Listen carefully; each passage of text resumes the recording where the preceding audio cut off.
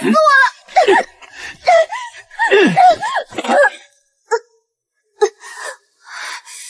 头好痛，我不是刚做完那台换心手术吗？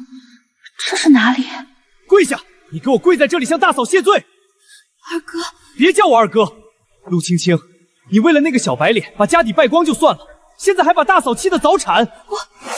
大钱国流云村，我竟然穿成了个神憎鬼厌的龙门恶女。二郎，别骂了，让你妹妹安生会儿，别惊着你大嫂。爹，都什么时候了，你还护着她？大嫂要是出事，我要这祸害偿命。药声中断，气息衰竭，这情况不对。你还敢咒大嫂？信不信我今天打死你？想让大嫂死你就继续闹。不好了，不行了，快准备后事吧。李婶儿，你说啥？刚才还好好的。是血崩啊，孩子脚先出来的，卡住了，大的小的都保不住了。大嫂，怎么会这样？都是你，陆青青，是你害死了大嫂，我要杀了你！出血量多少？产妇意识还在吗？啊！你说啥？亲丫头，你疯了？那血跟流水一样。胎位不正导致的难产大出血，再拖1分钟就是1尸2命。青青，不能进去啊，那是血房。哎，想让大嫂活命就给我滚远点！开门！陆青青，你个畜生，你把门打开！造孽呀！你这死丫头是要让风氏死不瞑目！打开！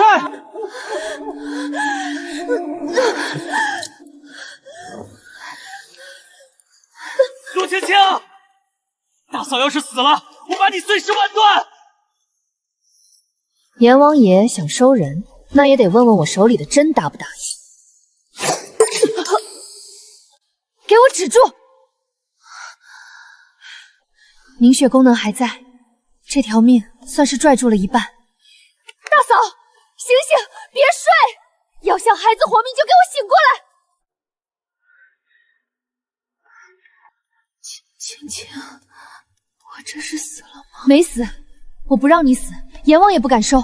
现在听我说，孩子卡住了，你必须用力。没力气了。宫缩乏力，胎位虽然正了，但动力不足，必须上手段。再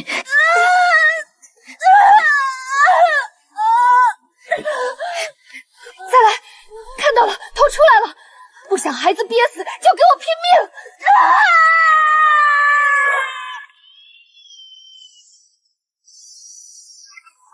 母女平安，大的止住了血，小的也没憋坏。你会接生？那可是血崩啊！怎么，二哥很失望？我不是。大夫，没请到。小婉怎么样了？晚了，还是晚了吗？青青，你让开，让我看他们最后一眼。老大，别嚎了，活了，都活了，是你妹妹救回来的。你救的？大哥，想哭进去哭，别挡着我去造访。没事。那是给大嫂补身子的。闭嘴！这一碗是你妹该吃的，不够爹再去煮。锅里还有个鸡腿，爹给你留着。这具身体太弱了，做个助产手术差点虚脱，必须尽快恢复体力，否则别说行医，活下去都难。我不吃鸡腿，给大嫂留着发奶。青青，只要80两，我就能打点考官，中了秀才，我就娶你。3月16最后期限，还不上钱，这房子、地，连你大哥都要拉去抵债。抵债？今天几号3月15啊。3月15，明天就是还债的死期，80两高利贷，也就是10万块。好一个宁修文，拿着陆家的救命钱去买前程，真当我是死的？青青，你要干什么？大嫂刚生完，去讨债，属于陆家的东西，哪怕是1粒米，我也要让那个人渣吐出来。青青，那是宁秀才家呀，使不得！青青，使不得呀！我就说嘛，是啊，宁兄，你可真是厉害啊！陆青青，你疯了，竟敢踹我家的门！踹门？若不是为了那80两银子，我今天拆了你这破庙！哎呦，这哪是姑娘家，简直是个活土匪！青青啊，今儿家里有贵客，你这副穷酸样就别进来丢人现眼了，赶紧滚回去！脸色红润，中气十足，眼白无黄染，呼吸平稳，这叫快死了！这老陈婆比牛还壮，滚！我看该滚的是你这一身肥膘吧。宁修文说你病入膏肓，都要准备后事了。我看你这精神头，送走10个我也绰绰有余啊！住口，别胡说八道啊！青青，我知道你家里出了事心急，但也不能在这儿撒野。这是我同窗，若是坏了我的名声，你以后还怎么做秀才娘子？秀才娘子，你这软饭硬吃的本事，倒是比你的学问强多了。80两！当初你跪在我面前哭诉老娘要死，骗我家拿房契抵押借的高利贷，现在立刻马上给我吐出来！80两，宁兄竟借了这么多钱，不是说靠写书赚的润笔费吗？陆青青，你少在这血口喷人，也不撒泡尿照照自己。就你那穷家破户，拿得出80两？修文哥才华横溢，那是靠本事赚的钱。倒是你，听说你大哥借了驴打狗还不上，你是想钱想疯了，来这儿讹诈吧？我和债主说话，哪轮得到你这条看门狗乱吠？你骂谁是狗？谁搭腔谁就是。丁香，你爹那个庸医差点害死人，你这做女儿的倒是青出于蓝，抢男人抢得理直气壮啊！够了，陆青青，你太让我失望了，简直不可理喻。失望？这样够不够失望？你敢打我？这一巴掌是替我那傻得可怜的原身打的，把钱拿去养你这只白眼狼，还不如喂狗。杀人了！杀人了！你这泼妇敢打我儿子！我的腿！别装了，刚才那一棍子只伤皮肉不伤骨，你若是再豪，我就让你真断一条腿。陆青青，你今日如此羞辱我，就不怕我不娶你吗？你名声本就坏了，如今这般泼辣，除了我，谁还会要你？娶我？就凭你？你以为我还是那个任你摆布的产货？宁修言，你听好了，我陆青青就算一辈子不嫁，也不会嫁给你这种虚伪自私、靠女人血肉往上爬的垃圾。修文哥，他疯了！闭嘴！再多说一句，连你一起打！80两，外加这几年你从我家骗走的吃穿用度，少一个字儿，我就去县衙击鼓鸣冤！你敢？怨事在即，你这是要毁了我！是你自己毁了自己，拿着我的救命钱在这花天酒地，买新衣、置田产，你的良心是被狗吃了吗？宁兄，这若真是借的钱，还是还给人家吧。读书人最重信义。是啊，此事若闹到学政大人那里，怕是……不是这样的，这是他的一面之词。不见棺材不掉泪。放手！你要干什么？不还是吧？好，这叫问心真，专治心术不正。如果不还钱，我现在就拖着你像死狗一样去游街，再去县衙告你不孝不义、诈骗钱财。你猜，到了公堂之上，县太爷是信你这空口白牙，还是信我家那张白纸黑字的抵押契约？我还！娘，拿钱，快拿钱给他！儿啊，那是给你娶媳妇儿的钱啊！还不快去！是要看你儿子疼死吗？不给，别扎了！早这样不就结了？只有45两，剩下的呢？那30两买地了。地？买的谁家的地？陆家的。好啊，好得很，拿着我的钱买我家的地，再雇人种，这一手空手套白粮玩的真溜啊！钱我收下了，但这事儿没完，剩下的35两，还有那几亩地，我会连本带利讨回来。二位公子，今日这戏好看吗？记得回县学多帮宁丘人宣扬宣扬，这种品行高洁的大才子，可千万别埋没。陆青青，你毁了我，我要让你生不如死！虽然拿回了钱和有了文书，但这具身体还是太弱了，刚才那几下已经有些气喘，必须尽快把身体调理好，否则在这个吃人的世道根本护不住家人。哎呦，你们是没看见啊？那陆家老二也是个傻的，一个人跟4、5个壮汉打，血淋的跟杀猪似的。真的假的？陆云平时看着挺壮实，这回要被打死了吧？活该！谁让他们家得罪了宁秀才？听说宁秀才雇了隔壁村的无赖林壮，专门去收拾陆家那块地。陆云，二哥，他在地里。你说什么？陆云在哪里？哎呦，哪个杀千刀的？陆大丫头，你在啊？我问你，陆云在哪儿？快说！在东头那块大田里，林壮带人正围着打呢，好像不动弹了。该死，宁修云，你竟然还留了这一手！陆云，你个傻子，千万别死！你要是敢死，我就把这全村的人都扎成筛子！坚持住，二哥，我来了！不知好歹的狗东西，这地现在归老子种，再敢养老子的种子，老子把你埋这儿当肥料！这是陆家的地，是用我家的钱，那是给我妹的彩礼钱！你们这群强盗！啊！松口！你属狗的呀！啊！我的命啊！啊！我的手！谁敢动老子？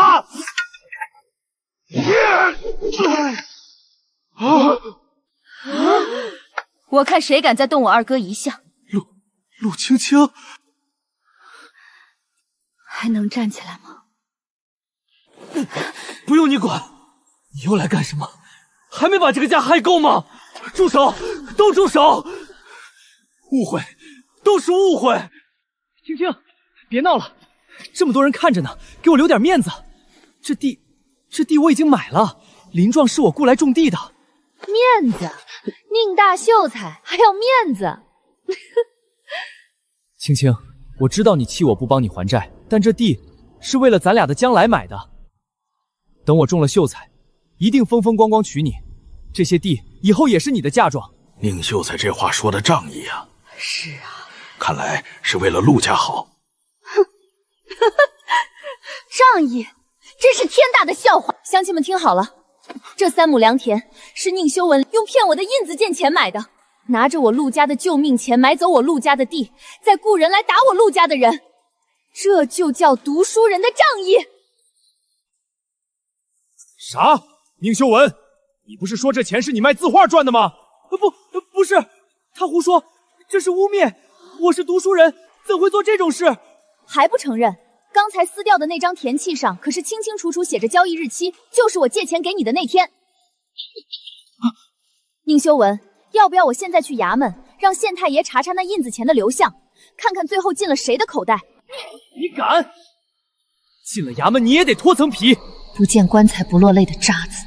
那我们就试试，看是我的皮厚，还是你这秀才的前程硬。疯子，你就是个疯子！青青，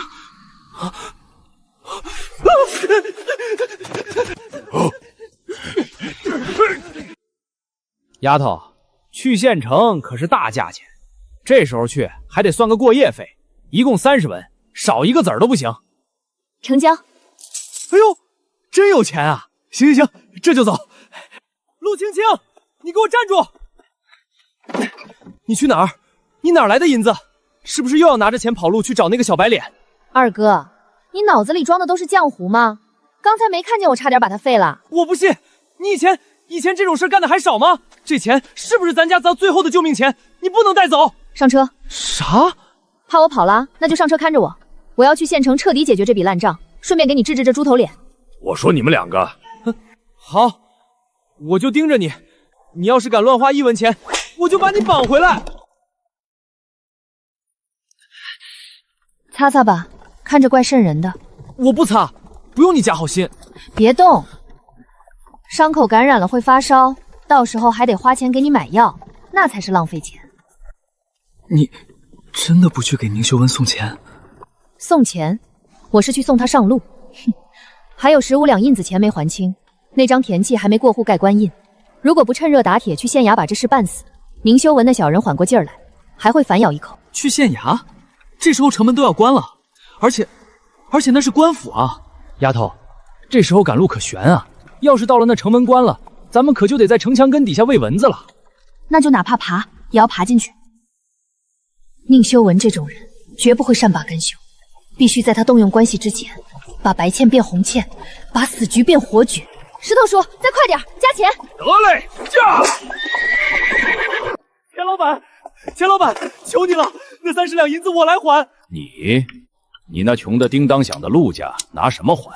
拿我的命，拿我的手，只要你把陆青青的借据消了，别让他去抵债，我现在就把手剁给您。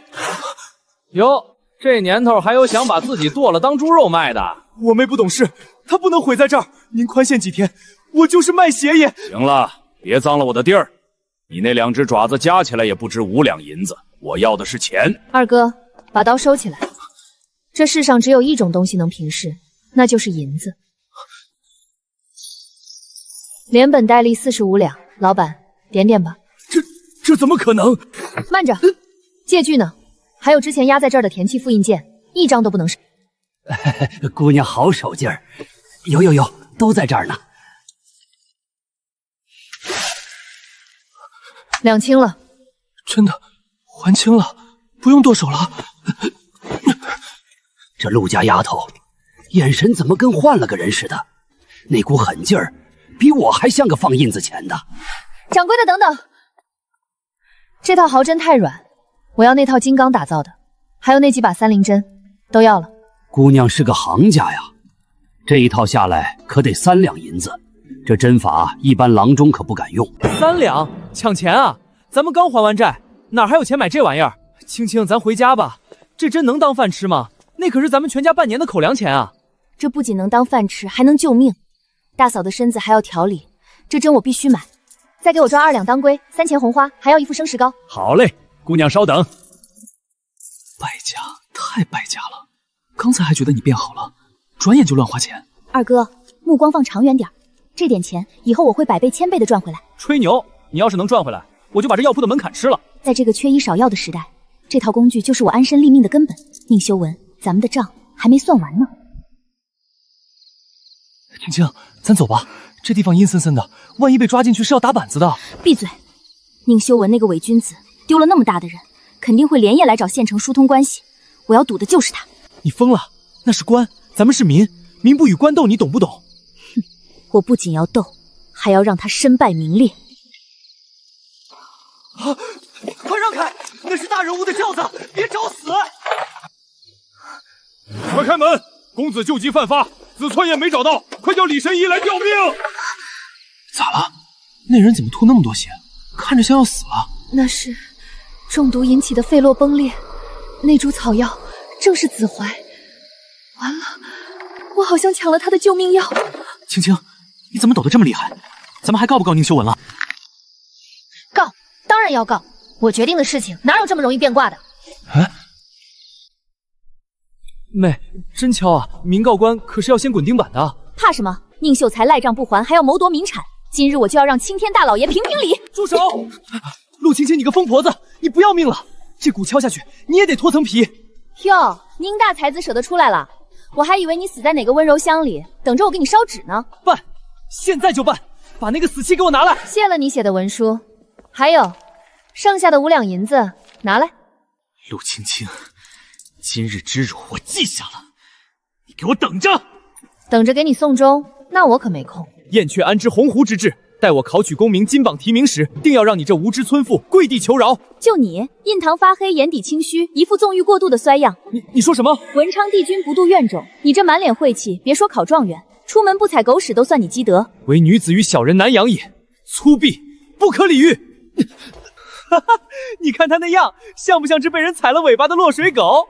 走了，跟这种人多说一句，都容易折寿。妹，咋了？咱不是赢了吗？还没找到那个疯女人，公子的毒已经压不住了。那子怀是唯一的药引，谁知道半路杀出个丑女，硬是把药抢了去。公子听说药没了，气急攻心，昨晚吐了一大口血。若公子有个3长2短，咱们都得陪葬。子怀，那那个像干树根一样的东西，那是救命药。全城搜捕，那丑女人脸上有道疤，特征明显，一定要把她挖出来碎尸万段。疤痕，丑女，这说的不就是我吗？抢药气死贵公子，这梁子结大了。谁在那里？哎呦，二哥，你这鞋怎么踩了这么大坨屎啊？臭死人了！屎哪儿呢？我没踩啊！让你走路不长眼，还得老娘给你擦。晦气，是个擦鞋的村姑。妹，你干啥呀？我新鞋没踩屎啊！闭嘴，快走，此地不宜久留。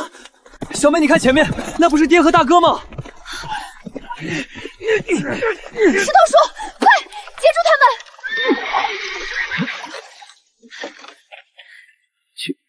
青青，你们咋回来了？快回家去，我和你哥有点事儿要出远门。小妹，你怎么这会儿才回来？快带爹回去，这实况我去就行。闭嘴！我是当爹的，要去也是我去，你还有媳妇儿孩子。都给我闭嘴！去什么实况？去签死期送命吗？青青啊，不签契哪来的钱还债？那印子铺要剁你的手啊！爹这把老骨头不值钱，能换30两银子保你平安，值了。小妹，大哥皮糙肉疼，5年很快就熬出来了，你别拦着。熬什么熬？还什么债？你们看这是啥？这是银子，哪儿来的？印子钱还清了，借于私了，田契拿回来了，这是剩下的，以后咱们家不欠任何人的。真的，咱们的地回来了。不仅回来了，以后咱们还要买更多的地。回家，大嫂和孩子还等着吃饭呢。老天开眼啊！我的闺女出息了。这就是至亲吗？这种哪怕牺牲自己也要护着家人的傻劲儿，真是久违了。我去告诉小婉，她肯定高兴坏了。哎，小婉，让开，听声音不对劲。小婉，你怎么了？身上怎么这么烫？别碰我，疼！小妹，别打我，我没偷懒，我这就起来做饭。小妹，你嫂子刚从鬼门关回来，你别……我都救过她一次了，怎么像是我要害她似的？急性乳腺炎，重度堵尿，再不通引起化高烧，这年头没抗生素就是死路一条。什么炎？闭嘴！什么时候开始疼的？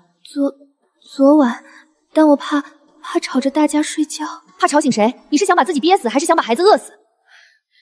大哥，去烧一锅开水，拿3条干净毛巾来，快！想让你媳妇儿活命就快去！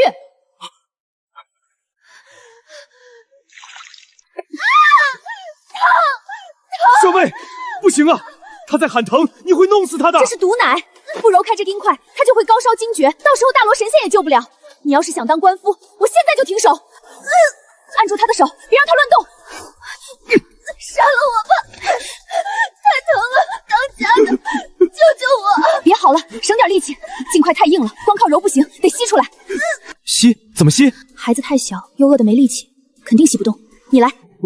我？这里除了你还有别人吗？难道让我去叫爹或者二哥进来？这成何体统？我是男子。体统是体统重要，还是你媳妇儿的命重要？陆枫，你听好了，现在堵在里面的不是奶，是毒。你不吸出来，他今晚就会烧死。选吧，是现在丢点脸，还是明天给他办丧事？我吸。要用力，直到吐出黄水为止。这一家虽然愚昧，但这股子韧劲儿倒是值得救。出来了！能让那种级别的侍卫紧张成这样，这公子的身份怕是通了天。子怀主之寒毒入骨，经脉寸断，那种病要么是天生绝脉，要么是被人下了奇毒。不管你是谁，既然药到了我手里，那就是我的。想要回去，拿命来换都不行。这可是我也需要的解药。小妹，这可是半罐子盐啊！你就这么滤，没味儿了咋办？那不是盐，是毒，里面全是杂质和硝，吃多了人会变傻，还会水肿。白的，像雪花一样。这是咱家的盐。不苦，一点都不苦。青丫头，这也是你以前学的？咱们村没人会这个。原主以前是个草包，这解释不通，看来得编个瞎话。昨晚做了个梦，梦里有个白胡子老头。白胡子老头教我治病，还教我怎么把苦盐变白盐。那是神仙啊！我就说，小妹这一醒来跟换了个人似的，原来是神仙点化了。孩儿他妈保佑，真是祖坟冒青烟了。爹，把手伸过来。咋了？伸手。脉象沉细无力，尺脉几乎摸不到。爹，你是不是经常腰膝三软，夜里妒汗，还伴有耳鸣？老毛病了，庄稼人谁没个腰酸背痛的？这是肾气亏空，加上常年劳作留下的陈年旧伤，再不治，不到冬天你就得瘫在床上。瘫痪？小妹，那咋办？死不了。从今天起，家里的重活爹不许干。我回头开个方子，咱们慢慢养。花那冤枉钱干啥？我这把老骨头，钱是赚出来的，不是省出来的。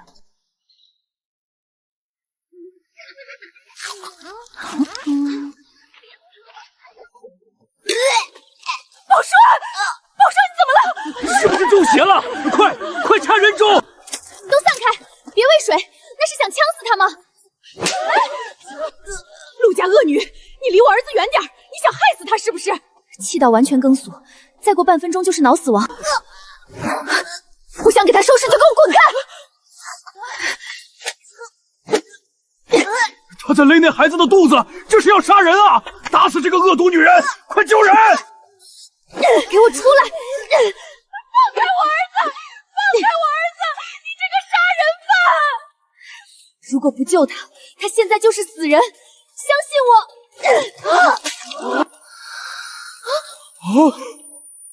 活了。宝栓，娘的宝栓！真救活了？那是啥法子？勒肚子还能救命？以后吃东西别嬉皮笑脸，不是每次都有人能把他在鬼门关门口拉回来。勒腹救人，闻所未闻。这陆家丫头，莫非是被什么妖邪附体了？敢抢我的饭碗！陆青青，你差点弄死了人，拍拍屁股就想走？哼，好狗不挡道，没看见那孩子已经活蹦乱跳了吗？活蹦乱跳那是命大，刚才大家伙可都看见了，你像个疯婆子一样勒那孩子的肚子。就是，要不是丁大夫来得及时，那孩子早被你勒断气了。年轻人不懂事，乱用蛮力，幸亏老夫及时出手，隔空拍通了他的背气，否则后果不堪设想。哦，隔空拍通背气，那吐出来的雨点团子也是你拍出来？那是老夫独门的顺气法，你这黄毛丫头懂什么医理？少废话，我爹那是神医手段。你刚才差点害死宝栓，这精神损失费和诊金怎么也得20两。20两？这父女俩是穷疯了，还是把所有人都当傻子？20两。丁红石，你行医30年，连个执医证都没有，也好意思收诊费？你胡说什么？老夫救死扶害，要什么证？无证行医是大钱绿篱的重罪。你开的那些草根树皮，吃死了多少人，你自己心里没数吗？闭嘴！你个恶毒女人，敢污蔑我爹！你以为谁都跟你那废物爹一样吗？陆青青，你装什么在清高？全村谁不知道你爹是个软骨头？那天你那个短命鬼嫂子要死了，你爹来我家求几根破针，跪在地上磕头跟狗一样。那是他识相，求医就要有求医的态度，穷鬼就该跪着。几根破针也值得炫耀。既然你们嘴这么臭，我就帮你们洗洗。你敢打我？你们都是死人吗？给我打死他！臭娘们儿，敢动香姐，找死！啊，我的手！还有谁想来试试？是断手还是断脚？我可以免费帮你们治，前提是你们受得住。爹，他疯了，他是怪物！反了，简直是反了天了！这就是你们的本事，以后嘴巴放干净点，否则下次断的就不是手腕了。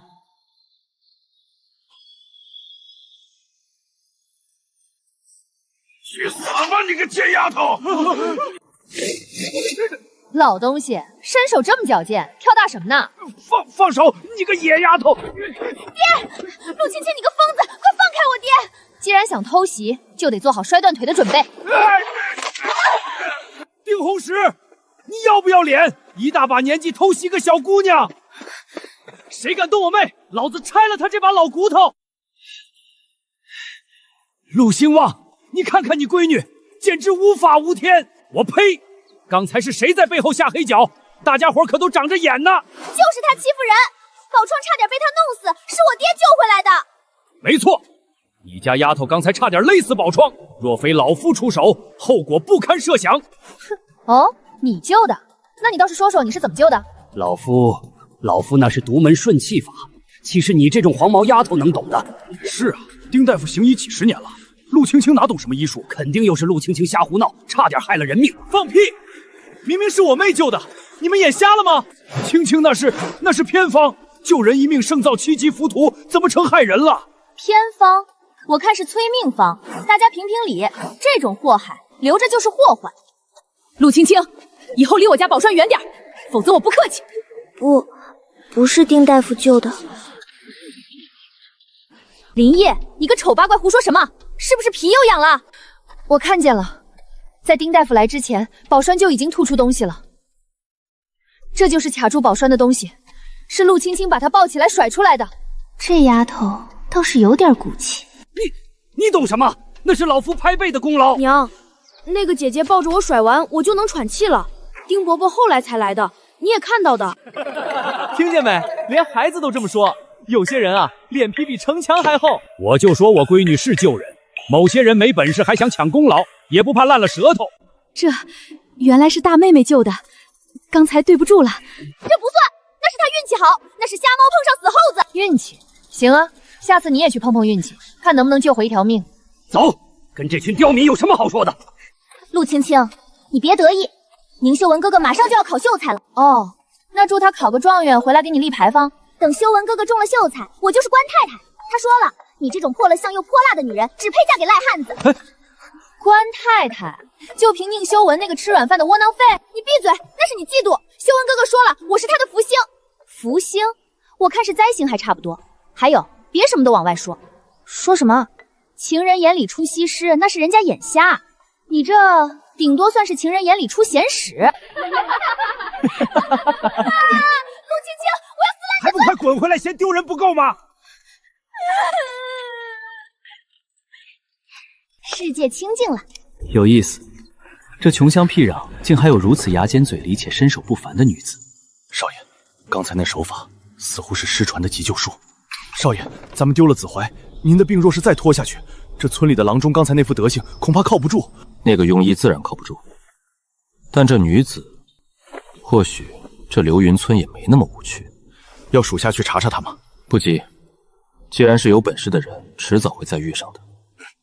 小妹，你那招抓腿摔人太帅了，改天教教二哥。教什么教？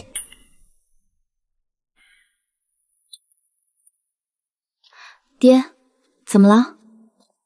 还在为刚才的事生气？爹不生气，爹是怕。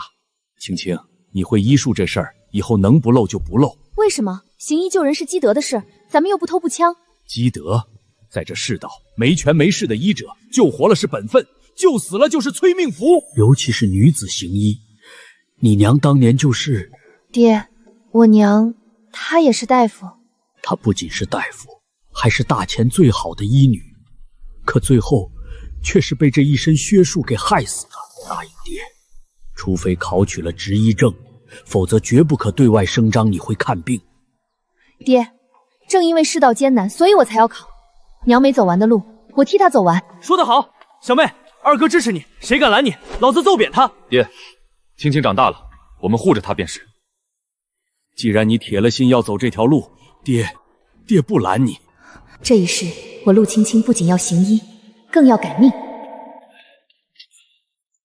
本来想等你出嫁再给你的，这是你娘留下的医书。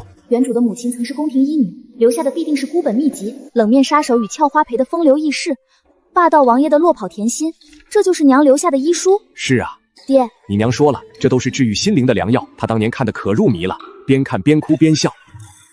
终于看到了正经医书，但大部分竟然都是画本和随笔。今日夫君劈柴姿势甚帅，赏红烧肉1碗。原来那个在记忆中严厉端庄的母亲，竟是个如此鲜红可爱的女子。爹，娘留下的确实是宝贝。哥，我不去。丁红石就是个骗子，我的脸就是被他治坏的。胡说什么？丁大夫是村里唯一的郎中，不找他，你的脸就烂透了。跟我走。那是雄黄与草污混用导致的毒素堆积，再治下去，烂的就不只是脸，是命。陆青青，这个扫把星少在这放屁，滚远点！丁红石是不是告诉你这是排毒反应，让你加大药量？关你屁事儿！你个只会倒贴男人的赔钱货，懂什么医术？我看你是蠢。黑斑边缘呈紫红色，按压不褪色且伴有灼烧感，这是重金属与生物线中毒的典型症状。想让你妹妹死，你就继续带她去送钱；想活命，就停了丁红石的药。闭嘴！再敢胡说八道，老子揍你！那是全村最好的大夫。别说了，小叶，你疯了！信这个毒妇？信不信由你。但我提醒一句，今晚若她面部发热刺痛，用生甘草煮水冷敷，能保她这层皮不掉下来。小妹，这能行吗？这河里水深淤泥多，以前淹死过人的，咱别为了口吃的把命搭上。二哥，要想富先动路，要想吃肉就得动脑。那种笨办法下水摸鱼当然危险。这玩意儿看着还没俺拳头结实，能兜住鱼？大力出奇迹，那是莽夫，这叫科学捕捞。我操，真有鱼，还这么多！别光顾着乐，看那边。鸭蛋还是35，这下发了。这就是知识的力量，二哥，以后跟着我，肉管够。小妹脑子摔坏后反而变神了，这要是以后都这样，俺陆家祖坟得冒青烟啊！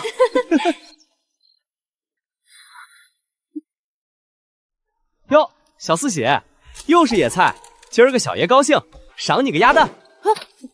给我的？你们陆家不是最抠门吗？那是以前。小四喜，想不想赚银子？银子？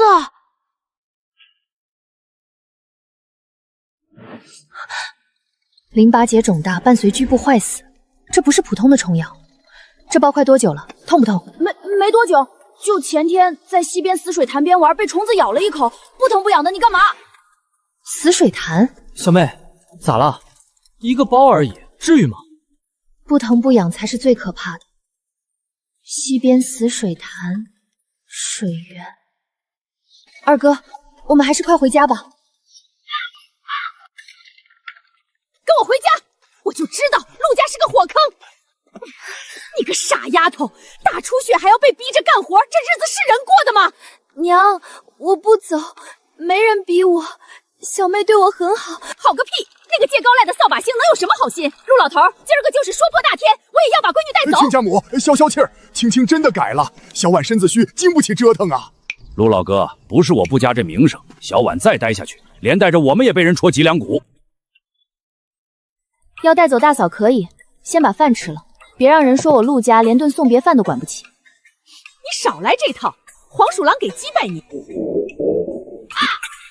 既然做了，那就吃一口，也不能白瞎了这鱼。这也太鲜了，这死丫头什么时候有这手艺了？大嫂产后气血两亏，这鱼汤我炖了1个时辰，鱼骨都酥了。婶子尝尝，比外面馆子里的如何？也就凑合吧。多放点油，谁做不香？败家精！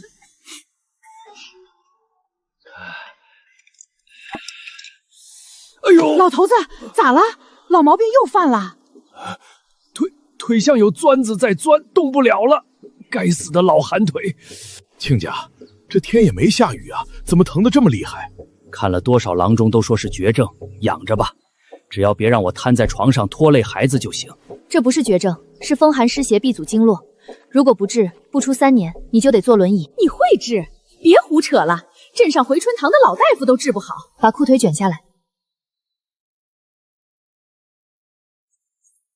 这是白头翁，乡下叫老姑花，专治风湿骨痛。哎呦，那可是鸭蛋，你就这么霍霍了？一个鸭蛋5文钱，一副拐杖50文，婶子觉得哪个划算？忍着点儿，一开始会很凉，1刻钟后会有火烧感，那是药力透进骨头了。热了，真的热了，像是有个小火炉在里面烘着。热了就说明寒气在散，回去后坚持敷3天，这几年内只要不沾冷水，就不会再犯。神了，真的不疼了。亲家，你这闺女神了呀！这就好了，烂草叶子拌鸡蛋。那可不，我家青青那是梦里受了仙人指点的。青青啊，叔刚才看走眼了，你这手艺比镇上的郎中都强。以后谁再说你坏话，叔第一个大耳刮子抽他。那个青青啊，婶子腰也老疼，那个什么老姑花还有没？有，山上多的是，回头让二哥给您送去。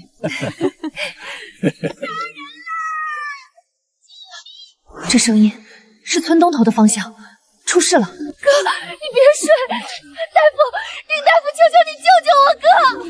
没救了，伤了脾脏，大出血，这血止不住，神仙难救，不出半个时辰人就没了。还有救，别动他！陆家丫头，你懂什么？老夫行医几十年都说没救，你敢大言不惭？现在按压出血点，立刻手术缝合，还有一线生机。胡闹！人都快死了，还折腾什么？快抬走，准备后事。李正大人，人还没死，抬回去就是等死。林烨，想救你哥吗？信我一次，把他抬到我家，我能救。荒唐！抬去你家？你是想拿死人练邪术吗？众位乡亲作证，是他自己要逞能，人死了可别赖我。真的能救？我以性命担保，若救不回，我陆青青这辈子不碰医术。不过这里太脏了，会感染。抬去陆家，只要能救我哥，命给你都行。大哥二哥，谢门板，抬人！谁敢阻拦，就是杀人凶手！放下，都给我放下！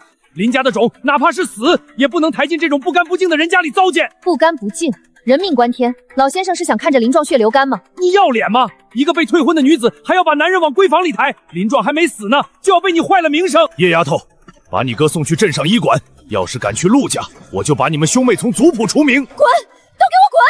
除名？我们兄妹快饿死的时候，族谱在哪儿？我被毁容、被骂怪物的时候，你们在哪儿？你个大逆不道的！李正叔做个见证，今日是我林烨求陆青青救人。若我哥死在陆家，那是命。谁敢找陆家麻烦，我林烨做鬼也不放过他。罢了，都让开吧。气海、关元、风。这是什么针法？大哥二哥，抬人必须平稳，颠簸一下就是一条命。切！谁敢挡路，老子撞死谁！止血又如何？内脏破裂，神仙难救，我看你怎么收场。二哥，掌灯，凑近点。没，这肠子都别回去，手别抖，想让他活就给我稳住。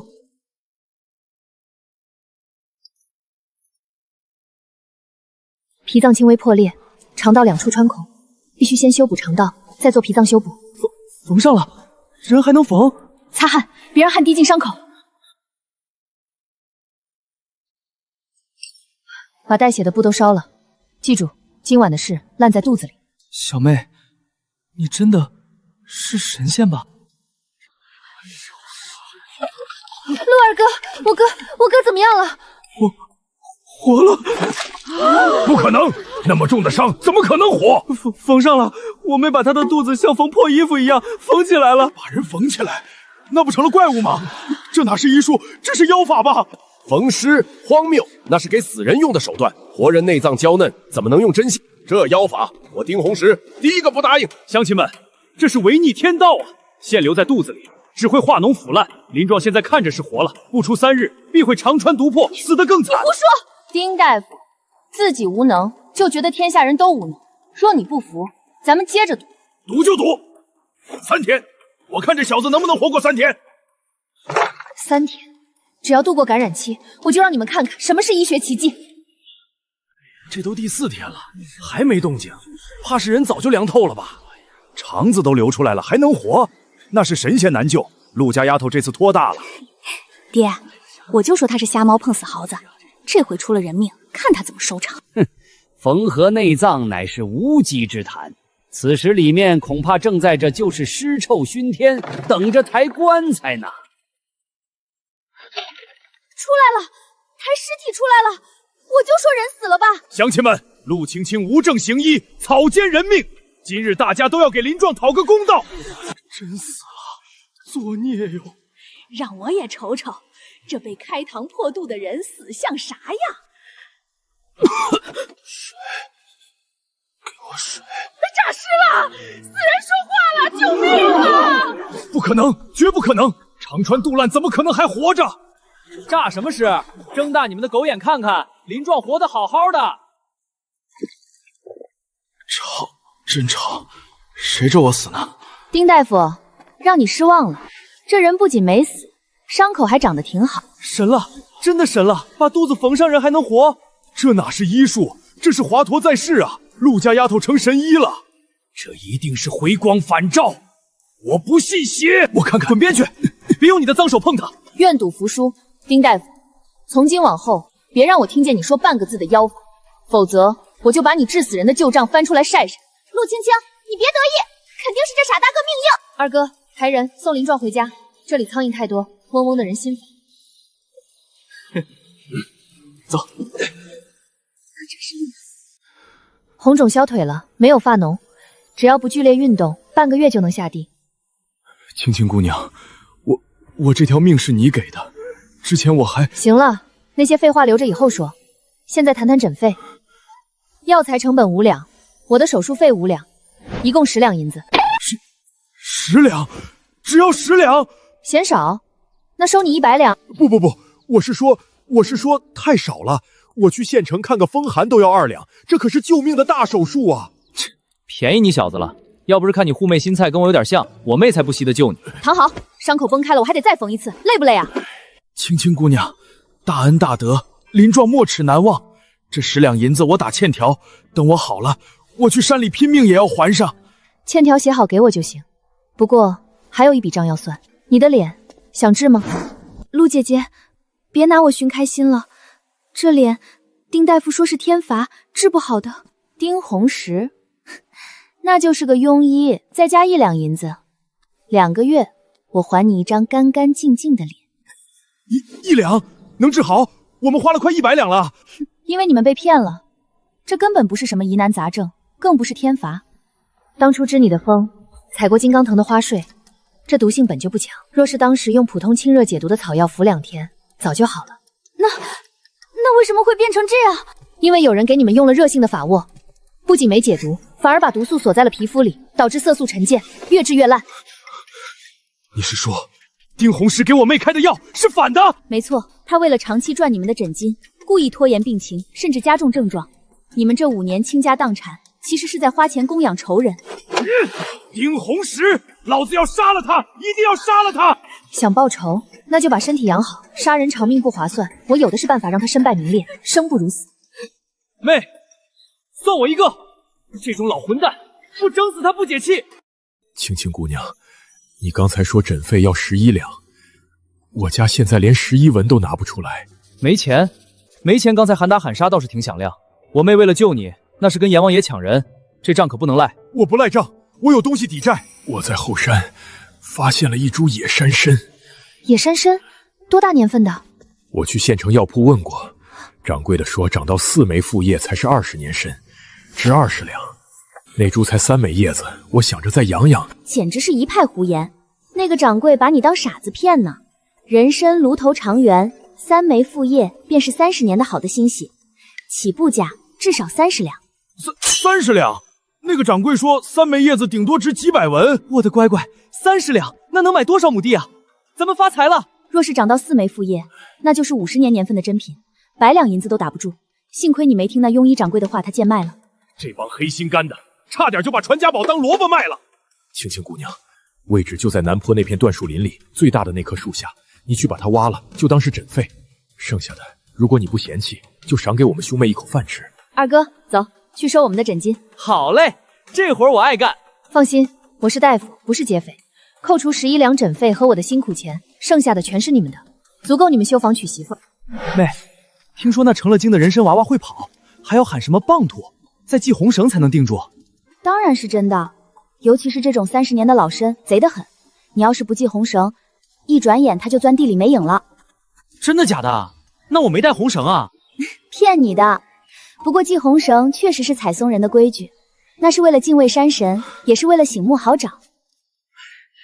妹，你懂得真多，以前咋没发现你这么厉害？不是跟你说了吗？梦里神仙教的。啊，神仙也偏心啊。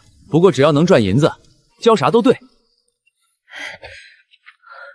应该就是那片林子。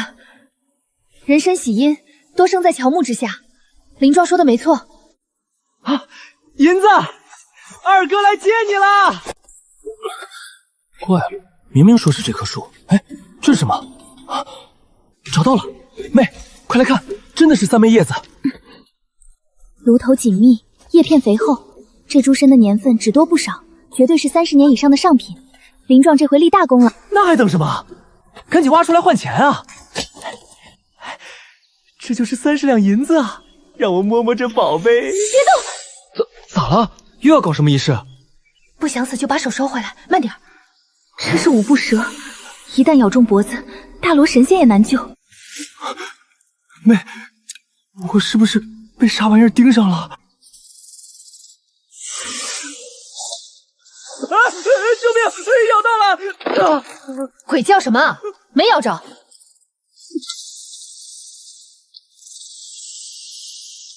我的亲娘，吓死我了！这可是五步蛇啊！挺肥，今晚有蛇羹吃了。这皮还能剥下来泡酒治风湿。你不怕蛇了？以前你也碰到过蛇，吓得3天没敢下床，嗓子都喊哑了。那是以前，梦里神仙教过我，怕有什么用？怕能当饭吃？神仙连抓蛇都教？废话少说，过来干活。要是让这株参跑了，30两银子你赔给我。对，银子挖参。手别抖，这炉头下的每一根须子都值钱，断一根，价格就得跌1成。妹，这玩意儿真有这么金贵？看这炉碗密集紧凑，主根粗壮，这叫体态丰腴。这株参至少长了40年。40年？运气好碰到识货的，40两也有可能。那岂不是能卖？别用脏手碰，人参忌油腥铁气啊！去，在那边椴树上割一块树皮下来。割树皮干啥？不是应该用红布包吗？那细纹理都这么长。细纹理那是为了好看，红布不透气，时间久了还会干瘪。椴树皮保湿透气，能锁住参里的浆气，这叫原汤化原食，懂吗？这也太神了！这真的还是那个为了宁修文寻死觅活的傻丫头吗？发什么呆？把这个放筐里最上层，别压坏了。嘿嘿，妹，跟你学这手艺，以后我是不是也能当个采参客了？想学，那得先把字儿认全了。这种野山参周围必有半生草药，不识字，你连毒草和仙草都分不清。学，只要能赚钱，你让我吃书行。运气不错，这老参周围果然有儿孙。这啥？几根破草？这是人参苗，看这叶片锯齿，这是3花和巴掌，才长了2、3年。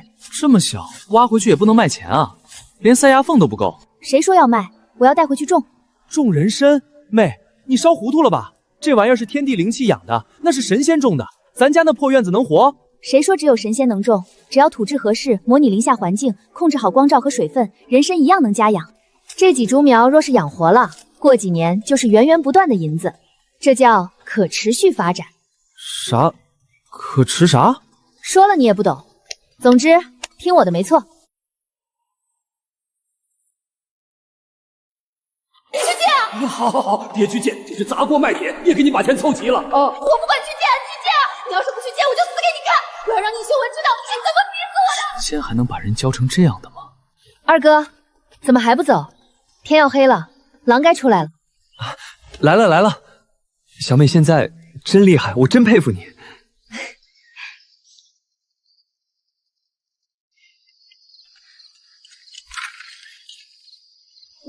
我没迟到太久，药采到了，给钱。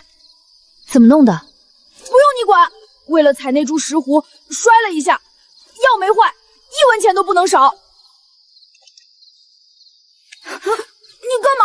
我不卖了，行了吧？别打我！闭嘴！吃了。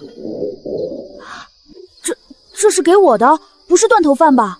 杀你还嫌脏了我的刀，赶紧吃，吃完了把伤口洗洗。全村都说你是恶女，你会这么好心？这饭里是不是下了毒？小子，记住一条铁律：命在，钱才有用。你为了几文钱把命搭在山上，那就是蠢货。啊！吃不完不许走，药钱在桌上，自己拿。阿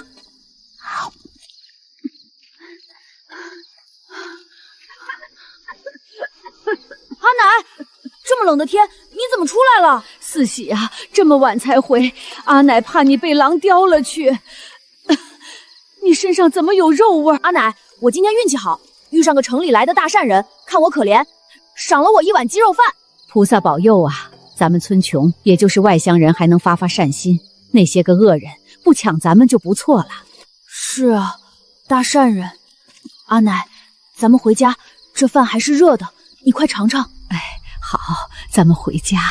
她真的是那个逼死亲娘、气病亲爹的陆青青吗？一大早的又在吵什么？我不活了！陆家丫头既然能把死人复活，怎么就不能发慈悲救救我这把老骨头？我腰酸腿疼，好难受啊！慈悲？柳婆婆，我看你中气十足，骂人能传2里地，阎王爷都不敢收你。我头疼，心口疼，浑身都疼，你不给我看，我就死在你家门口。行啊，治头疼要开颅，治心口疼要抛心。杀人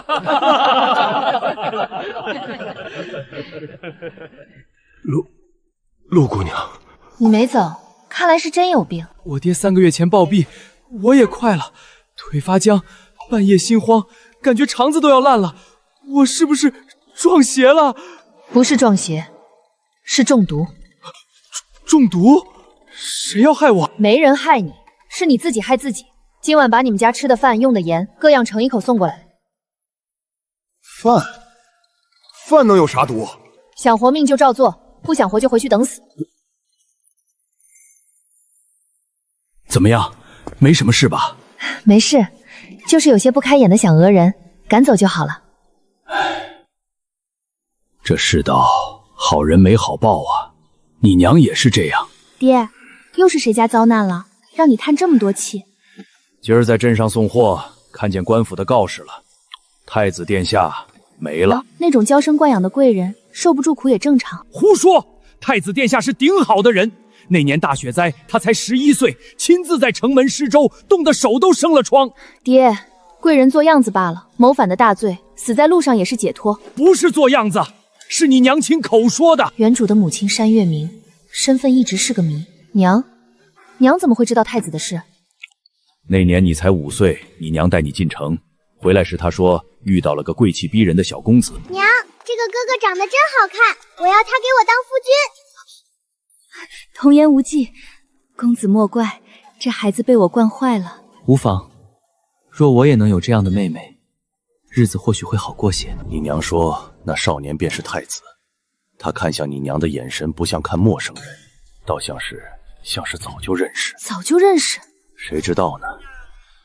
只是可惜了太子殿下，那么好的人，说没就没了。流放，病死，这剧情怎么听着像是一场金蝉脱壳的局？陆姑娘，救命啊！我把你说的饭带来了。看来有人比太子更急着见阎王。青青啊，这王八这甲鱼还有这野鸡都是能卖大钱的，咱们自个儿吃是不是太糟践了？爹，这叫龙凤会，我是大夫，这叫药膳。你身体虚，大哥干活累，都需要补。可是这味道也太霸道了，半个村子都能闻见。要的就是让他们闻见。啥意思？闺女，你又在打什么哑谜？李大中毒的事儿没那么简单。昨天我看了李大带来的食物，那下毒的人就在村里，而且是个懂点药理、心胸狭隘的同行。同行？你是说丁郎中？是不是他？很快就知道了。这锅龙凤会不仅是补品，更是鱼饵。蛇贪婪，闻到腥味就会出动。李大没死，我名声渐起，那条毒蛇肯定坐不住。青青，那是地头蛇，咱们斗得过吗？爹，我是抓蛇的祖宗，既然他想玩阴的，我就让他知道什么叫引火烧身。姑娘，这参虽然年份够，但这须子断了2根，一口价35两。掌柜的，您这价杀得太狠了，这可是我在深山老林听着娃娃笑声才寻到的宝贝。对，当时我也听见了，那笑声脆生生的，跟过年画上的胖娃娃一样。娃娃？深山里哪来的娃娃？去，少在这编瞎话抬价，山里只有野兽，哪来的孩子？夫人，那是您没缘分见着。那天我和二哥亲眼看见4个穿着红肚兜、光屁股的白胖娃娃在树底下打滚，可惜我们一靠近，那4个娃娃嗖的一下钻进土里不见了，就剩下一株老参和4棵刚冒头的小参苗。红肚兜、光屁股的娃娃还会钻土？那是人参娃娃，你这丫头当真是见到了。信不信由您，这参是有灵性的。既然掌柜的只看品相不看缘分，那我不卖了。二哥收起来，走。啊，真不卖啊？35两也不少。你闭嘴，跟我走。哎，你这丫头，38两，我不收小苗还不行吗？姑娘，请留步。夫人，您叫我。你刚才说的那4个穿红肚兜的人参娃娃是真的吗？自然是真的，不过村里老人都说这种灵物讲究缘分，心诚则灵，不是谁都能瞧见的。我也想求个缘分。姑娘，你那4棵小参苗还在吗？我想买，多少钱都行。这小苗离了山土容易死，我是打算带回家，用山泉水养着，等它们长大了，兴许那几个娃还会回来找他们玩。我也能养，我家有最好的花匠，还有从山上运来的土。姑娘，你就成全我吧。夫人既然这么有诚意，那老参您可以拿去补身子。这小苗我送您一株，当是结个善缘。送？妹，你疯了！谢谢，谢谢姑娘。我叫李墨兰，你这朋友我交定了。我看你们背篓里还有不少药材，别去那种宰客的药堂了，我带你们去田记药铺，那儿的老板实在，收货公道。那就劳烦姐姐带路了。成了，这不仅是卖身，更是买了一张进入县城富人圈的门票。好手艺，这酒香虫备的火候正好，酥而不焦，药性全锁在里面了。还有这鼠腹，干净完整。那当然，这可是我们在家一个个挑出来的。好，姑娘是个行家，这些杂七杂八的药材加上那株老参，墨兰夫人既然开了口，我给你个10成价，一共42两。田掌柜爽快，以后我家的药材专供田记。姑娘，既然咱们是长久买卖，我透个底给你。最近北边不太平，你也多留意些。北边是要打仗了？蛮子又在边境闹事了，朝廷正在征收药材，尤其是三七、朱兰这些止血的硬货。那如果是治好的成品金疮药呢？掌柜的收吗？你会制药，那可是精细活，一般的土方子军中可不要。哼，是不是土方子？掌柜的验过便知。我这儿有一瓶祖传的阎王稠，您先留着试试。掌柜的，若是这药好用，您尽管开口，只要价钱到位，这一场富贵咱们两家一起赚。紧急军情，闲杂人等闪开！姑娘，如果这药真有奇效，那你最好快点做，这天马上就要变了。妹，这都是咱们赚的，我这辈子没见过这么多现银。这只是开始。二哥，把这5两给爹，让他赶紧把西厢房的架子搭起来，我要做个正经的制药房。行，爹刚才还说要有钱就给那2只燕子搭个板，这下连窝都能镶金边了。现在二哥你的任务是把这些宝贝炮制了。啊，妹，我是个大老爷们儿，让我去抓蛇打狼都行，这臭虫太恶心了。恶心？二哥，你仔细看看，这一只就是1文钱，那只臭大街10文钱。你这一篓子，那是虫子吗？那是红烧肉，是新衣裳。放着我来，谁也别跟我抢，这哪是虫子，这是我的亲祖宗。有钱能使鬼推磨，更能让二哥爱上臭虫，这就是资本的力量。我去山里转转，看看能不能再寻点稀罕货。二哥，看好家。放心吧，少一只虫腿我都跟他拼命。小妹，你脸上的疤是不是变小了？有吗？我小妹也变得漂亮了。累死我了！咱们今天还要抓那种臭虫吗？那是药，记住了，万物皆可入药。以后你跟着我，先把这山里的认虫子认全了。吃了。我不饿，而且我没钱付账。从你工钱里扣，吃饱了才有力气干活。我身边不留软脚疤。好，扣钱。小郭，快来，这儿有个死人！是他在流血，好吓人。七窍流血，脉象如乱鼓，这是中毒已深，毒气攻心了。村里人都说县令公子毁容了，戴着面具，他是不是那个公子？县令公子，我看未必。不想死就别动，小四喜，按住他的腿。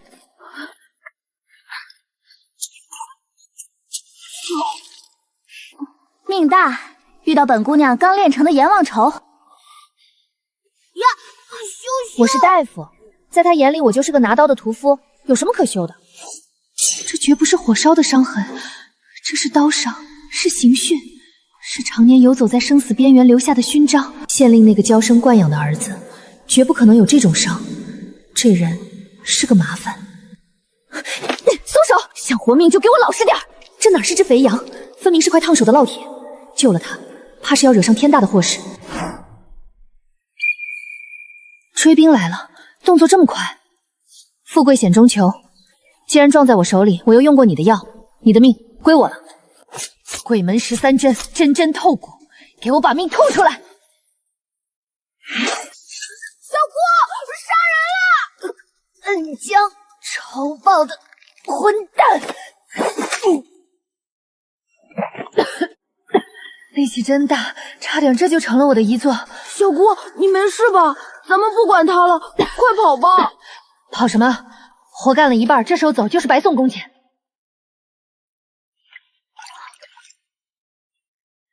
嘴这么臭，怎么见阎王？便宜你了！救命之恩，涌泉相报就不必了。这块玉就当枕巾。四喜，收拾东西撤，要把痕迹扫干净。不管是哪路神仙，这笔买卖咱俩两清了。爹，这破山沟里能有什么好药材？那陆青青也就是瞎猫碰上死耗子。少废话，这几天村里风向不对，都在传那丫头神了，咱们得弄点像样的东西压压她的气焰。爹，你看那是啥？好像是个人。这衣服是苏锦，只有县城里的贵人才穿得起。面具，爹，这就是传闻中县令家那位毁容的公子。有人给他施过针了，这阵法风雪劫脉极险极准。这深山老林里，除了咱们，还有谁？还能有谁？肯定是陆青青那个贱人。刚才我在路口看到那个叫四喜的小野种了。什么人竟敢靠近我家公子？大人饶命！小老儿只是个路过的郎中，大人饶命啊！我家公子毒发倒地，是谁施针救助的？是我，我是这流云村的大夫，刚才路过见公子危急，便施针救人。你这针法凶险异常，你年纪轻轻有这等本事？家传绝学，不便外露。大人若是不信，这方圆10里难道还能找出第二个大夫吗？既然是姑娘救了我家公子，那便是县衙的恩人。来人，备马车，请2位神医回府领赏。领赏？爹，咱们飞黄腾达的机会来了！你疯了！那针法若是露馅，怕什么？那陆青青无证行医是大罪，他敢出来认领吗？这功劳活该是咱们的。爹，他还抢了好吃的肉汤。偷了谁家的东西？拿来给我瞧瞧。这是小姑给我的，滚开！拿来！属狗的你！杀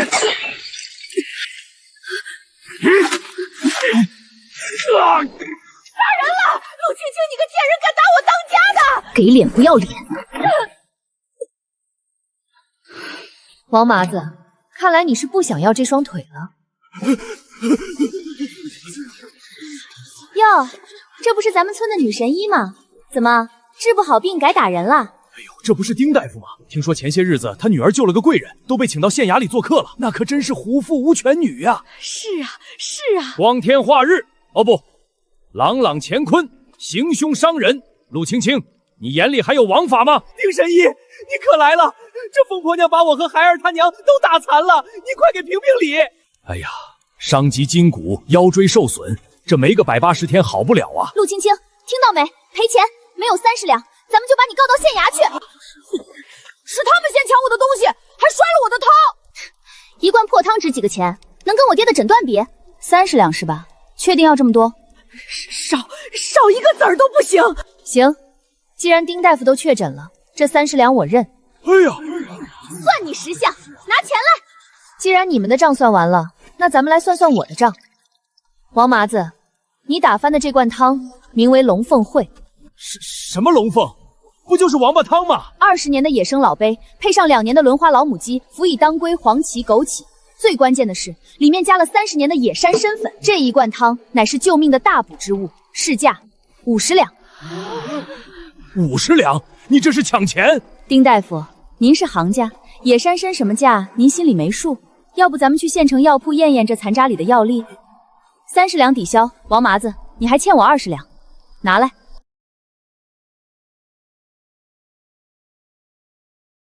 50两！陆青青，你这不仅是抢钱，简直是把全村人都当傻子哄。就是，谁家熬汤放30年的野山参？爹，别跟他废话，咱们这就去县衙告他敲诈勒索。去县衙，好主意。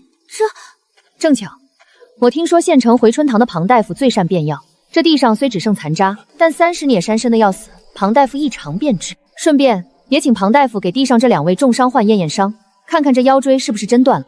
丁大夫，若是查出来有人无证行医，还伙同无赖诈骗，按照大钱律法，是不是得流放3000里？你休要胡言乱语！我们冒充县令公子救命恩人的事，最怕的就是遇到行家拆穿。去县衙对峙，指不定要出什么乱子。爹，咱们怕他做什么？县令大人可是咱们的靠山。闭嘴！大家都是乡里乡亲的，闹到公堂上多伤和气。既然是误会，私下解决便是。误会？刚才是谁口口声声说我无法无天？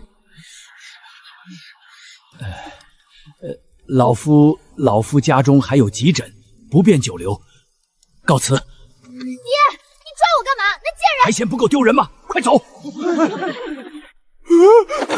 王麻子，靠山倒了，咱们这账是不是该结了？青青，不，陆姑奶奶，小的有眼不识泰山，那是50两啊，把我全家卖了也赔不起啊。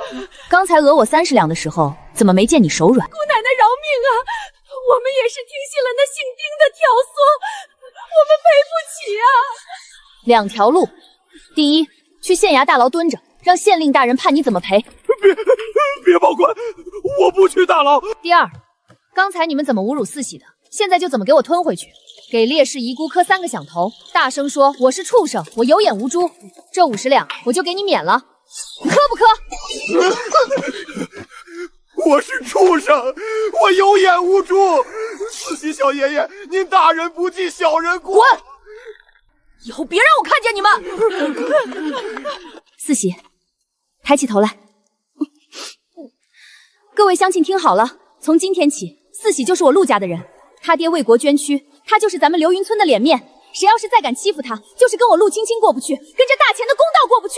陆丫头说的在理，四喜是保家卫国将士的遗孤，咱们不能让英雄寒心。50两，那可是1碗汤就50两啊！这死丫头什么时候发了这种横财？不过是运气好，不知从哪得了些偏方，那一身铜臭味，简直有辱斯文。读个屁的书！斯文能当饭吃？能给你换烤秀才的盘缠？儿啊，你看看丁香那副德行，又要不到钱，还得看丁老头脸色。再看看陆青青，娘，你让我去求那个泼妇，她现在变得如此粗鄙野蛮，刚才还动手打。大人怎么了？那是他有底气。他以前对你可是死心塌地，连命都能豁出去。女人嘛，只要你肯低个头，说2句好听的，等他心花怒放，那银子还不都是咱们宁家的？也是，这10里8乡，谁能比我有才学？陆青青以前像狗一样黏着我，如今不过是因爱生恨罢了。娘说的对，既然他陆青青有这份家业，那便是老天爷给我准备的晋升之题。这就对了。凭咱们修文的相貌手段，只要稍微施舍点温柔，那贱丫头还不得乖乖把钱捧上来？这一层放的是望月诗、夜明诗、白鼎香，名字好听吧？好听。小姑，这些名字听着就像仙家的宝贝，肯定特贵重。那是自然，妹子放在最顶层的，绝对是镇店之宝。这些我来装。二叔，你手脚粗笨，别把宝贝弄碎了。还是我来。行，既然你俩都抢着干，那我就考考你们。这望约寺是什么？我知道，听名字就是兔子望着月亮掉下来的宝石。接近了，确实是兔子掉下来的，不过不是宝石，是屎。啥玩意儿？屎？望月沙是野兔屎，明目沙虫；夜明沙是蝙蝠屎，治眼盲；白丁香嘛，麻雀屎。小姑，咱们是神医，不是铲屎官啊！大夫眼里无尽碎，只有能不能救命。记住了，越是不起眼的东西，越有奇效。吵啥呢？这点小活还争？想当年我帮你们娘整理药材，那是把好手。爹，您来的正好，这有些左盘龙和人中黄实在太贵重，我俩怕弄坏了。爷爷，这种技术活还得您来压阵。算这俩猴崽子有眼力劲儿。青青啊，这人中黄是个啥名堂？爹，那是甘草末置于竹筒，浸在人粪坑中7期49天。您慢慢装，我去看看药炉。这2个小兔崽子，别跑，晚上没饭吃。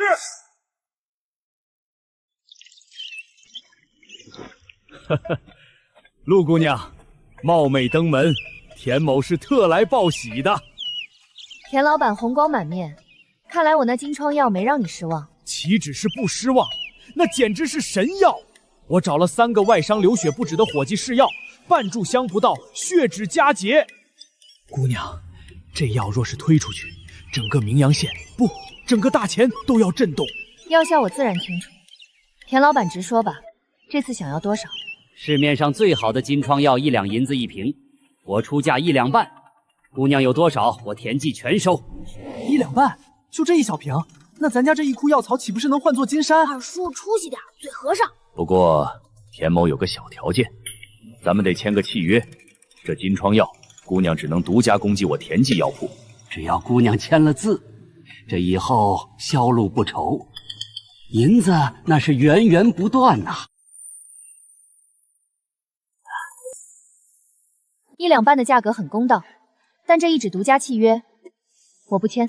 姑娘这是为何？垄断经营才能把价格炒上去，这对咱们都有利啊。田老板，利字头上一把刀，若是签了独家，往后这药卖多少钱卖给谁，便全是你说了算。我陆青青做药是为了救人，顺便赚钱。若有一天你田记囤积居宠，让急用的病人买不起药，我岂不是成了帮凶？姑娘这眼界让田某汗颜。罢了，不签就不签。不过虽然不签契约，但我可以承诺，只要田记价格公道，我的货首选供给你。有姑娘这句话就够了。这次我要带货去北方，急需200瓶，7日后取货。200瓶需要大量名贵药引。田老板，咱们也是老熟人了，我要先收100两定金。100两，这可是全款的70%了。这规矩，我的规矩就是规矩。田老板这趟去北方赚的可不止这点了。好，就冲姑娘这份魄力，这100两我出了。姑娘，实不相瞒，这批药是送往北境军中的，那边最近不太平，听说又要开战了。姑娘，你看，北境还有一事，姑娘在村里行医要小心。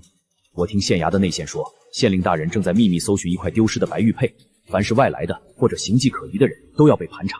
总之，那玉佩是个烫手山芋，谁沾上谁死。姑娘，7日后见。100两到手，路铺好了。但这北境的战火和县衙的搜捕，看来这流云村的水比我想象的还要深。小妹，这就是100两，咱家祖坟冒青烟都没见过这么大的银锭子。这就是个开始。二哥，把你下巴收一收，别把口水滴在银子上。二哥，这50两你拿着，按照单子去把田老板铺子里没有的辅药全部扫空，有多少要多少。全买？这可是50两。没有万一。田乐山要200瓶，我打算做300瓶，剩下的这50两留作备用金，修缮房屋、置办家具都得花钱。妹子，你指哪儿我打哪儿，我现在就去把那药铺搬空。你要进山，那后山深处野兽多，让你二哥跟你去，买药我去就行。不用，我要采的是松枝，那是精细活，二哥那操手只会把树皮给扒了。嘿嘿，那倒是，上次我差点把树给砍断了。放心，我就在林子边缘转转，天黑前必回。你们动作要快，咱们这是在跟时间抢钱。唉，这丫头胆子越来越大。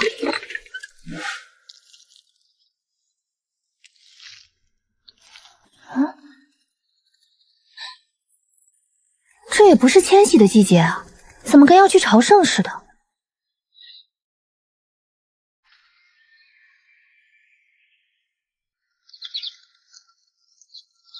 又是那个面具男，这人是属吸铁旗的吗？还能招鸟？武灵芝治血虚，左盘龙正骨，原来全部费功夫。那个，打扰了雅兴，接2个活物回去入药，您继续修仙。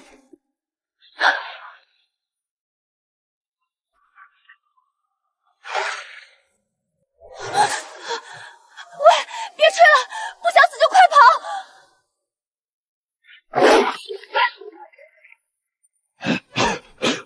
这狼嫌弃他，这人身上是有多毒？这畜生还会挑食，柿子专挑软的捏是吧？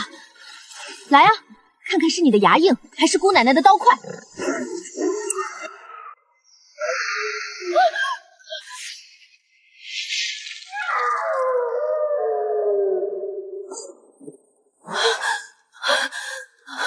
好猛的智力，这人到底什么来头啊？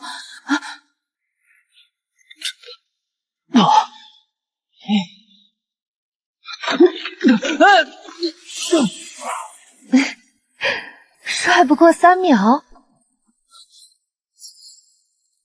喂，你是不是哑巴？都要掉下去了，也不喊一声救命！不想被扎成刺猬就抓紧了，我拉你上来。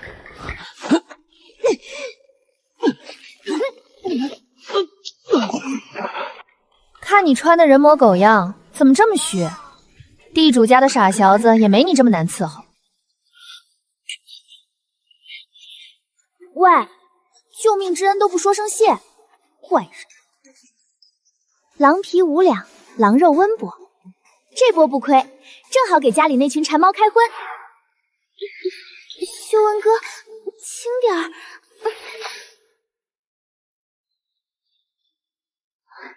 哟，这就叫冤家路窄。光天化日，这对狗男女还真有雅兴。那陆青青就是个粗鄙村妇，整天摆弄那些臭草草，哪有香儿你身娇肉贵，闻着都香。那你还为了他的钱去哄他？哼，等把那笔银子弄到手，我就一脚把他踢开。那种丑八怪，给我提鞋都不配。好一对烂锅配烂盖！既然你们喜欢，那我就帮你们扬扬名。哼，这衣服料子不错，扔在山路上，给路过的婶子们当路标正好。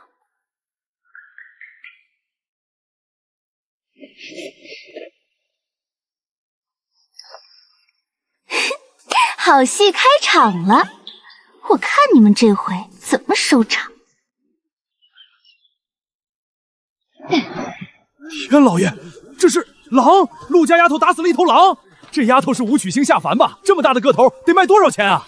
运气好，这畜生自己撞死在石头上，我就是捡个漏。青青，你伤哪儿了？怎么全是血？快让大哥看看。大哥，我没事儿，都是狼血。今晚咱们吃狼肉火锅。别看，都别看！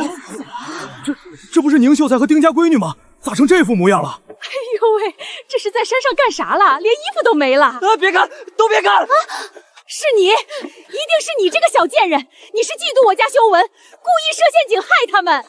刘大娘，饭可以乱吃，话不能乱讲。我刚拖着几百斤的狼下山，全村人都看着呢，哪有空去扒你儿子的裤衩？就是你，除了你没人这么歹毒。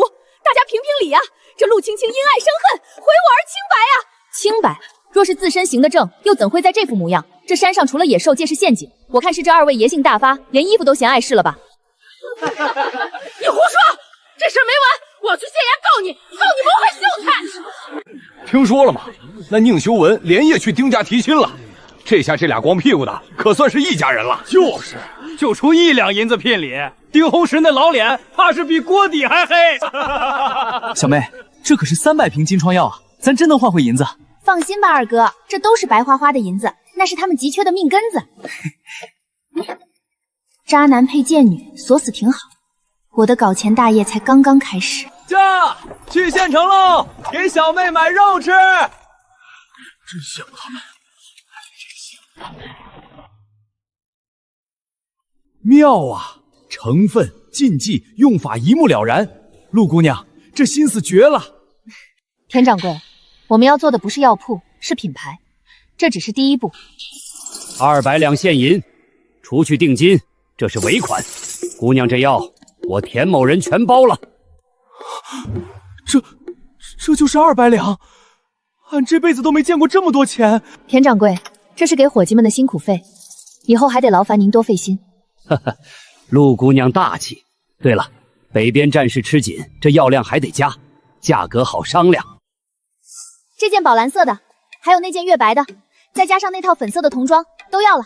小妹，这一件就要1两多，咱回家扯布做不行吗？太贵了。二哥，人靠衣装，咱现在也是有身家的人，不能让大哥大嫂丢面子。去试。哎呦，这哪像村里人，简直就是个俊俏的武把式。姑娘眼光真毒。都要了，另外再包2匹最好的细棉布，我带回家给大嫂。嘿嘿，小妹，俺看着还真像个人样了。二哥本来就帅，走，再去银楼给大嫂置办点首饰。掌柜的，这对银镯子还有这3只男士银钗包起来。好嘞。掌柜的，我这儿有块闲置的玉料，您看能值多少钱？拿来我瞧瞧。这玉成色尚可，不过形状不规整，顶多值15两。才15两？你们那簪子都卖20两。姑娘别急，15两是现银，一口价。这年头这种玉不好出手的。行，15两成交。快去通报副统领，他丢的那块贴身白玉出现了，就在刚才那丫头手里。官爷，偷玉的贼人找到了，就是那个穿蓝衣服的女人。好大的胆子，连主子的东西都敢偷！给我围起来！你们干什么？光天化日之下抢劫吗？抢劫？这块白玉我家主子贴身之物，前日丢失，今日却在你手中被卖出去。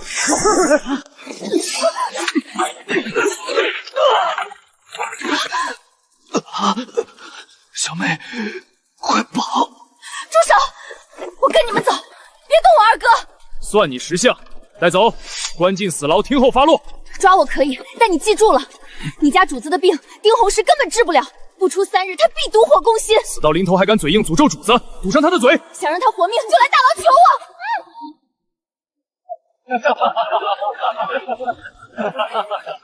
都来沾沾喜气，我家修文可是秀才公了，以后见了关老爷都不用下跪的。恭喜刘大娘，贺喜修伯公，咱们流云村可是出了文曲星了。哎呀，以后宁家就是咱们村的头面人物了，咱们也能跟着沾光不是？修文啊，这可是光宗耀祖的大事，县衙那边已经把你的名字挂上了，往后村里的文书还得仰仗你。宁少爷高中，可是我们流云村的大喜事啊！李正叔客气了，修文虽侥幸中举，但还是流云村的人，自当为乡亲们谋福。是啊是啊，宁少爷，以后可别忘了我们这些乡亲啊！哪里，修文不敢忘本。李正，出事了！陆家那丫头被县衙的官差抓走了。呸！我就说那扫把星早晚得遭报应，这下好了，进大牢吃牢饭去吧。这陆家怎么净给村里抹黑？刚出了个秀才公，他就犯事儿，真是晦气！哎，青青虽然行事乖张，但毕竟是一个村的。李正叔，他究竟犯了何事？李正叔，身为本村秀才，我有责任去县衙过问此事。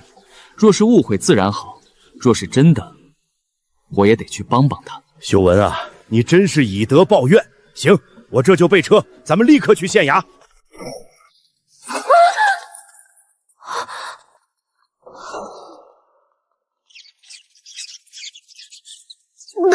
这环境细菌含量简直爆表，必须得想办法自保。傅冷那个莽夫，只要徐瑞病情恶化，他一定会来找我。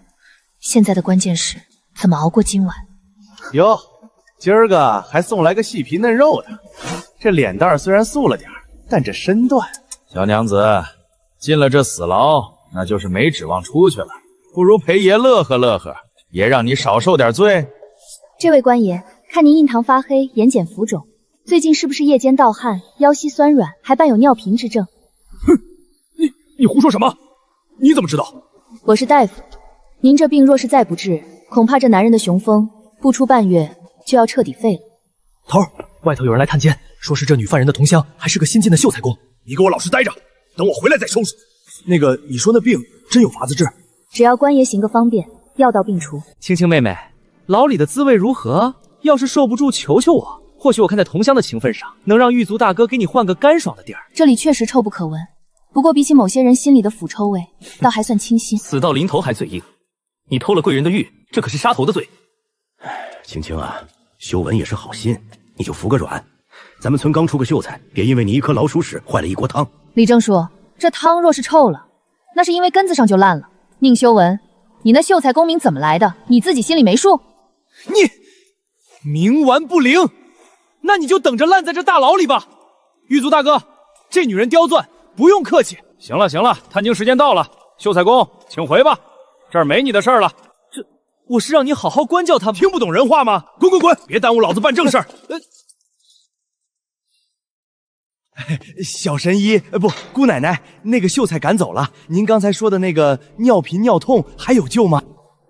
把你舌头伸出来，我看看。对，舌苔黄腻，脉脉淤阻，你这不是普通的肾虚，是临症，且已入毒火，再拖3天，神仙难救。神医救我！我还没娶媳妇传宗接代呢，只要您救我，这牢里您说了算。银针给我。还有，我想知道外面的消息。刚才那秀才进来时，外面是不是有什么动静？有，刚才有人敲了鸣冤鼓，说是您家里人，非要替您喊冤。县太爷嫌烦，按律例先打了30大板才肯升堂。你说什么？30大板？我爹的身子骨怎么受得住？哎呦，姑奶奶，您别急，现在正在大堂审着呢。那县令公子的侍卫也在，好像正发火呢，说是那个丁大夫没治好人。带我去大堂，立刻，不然你就等着毒火攻心，全身溃烂而死吧。成，横竖是死，我豁出去了。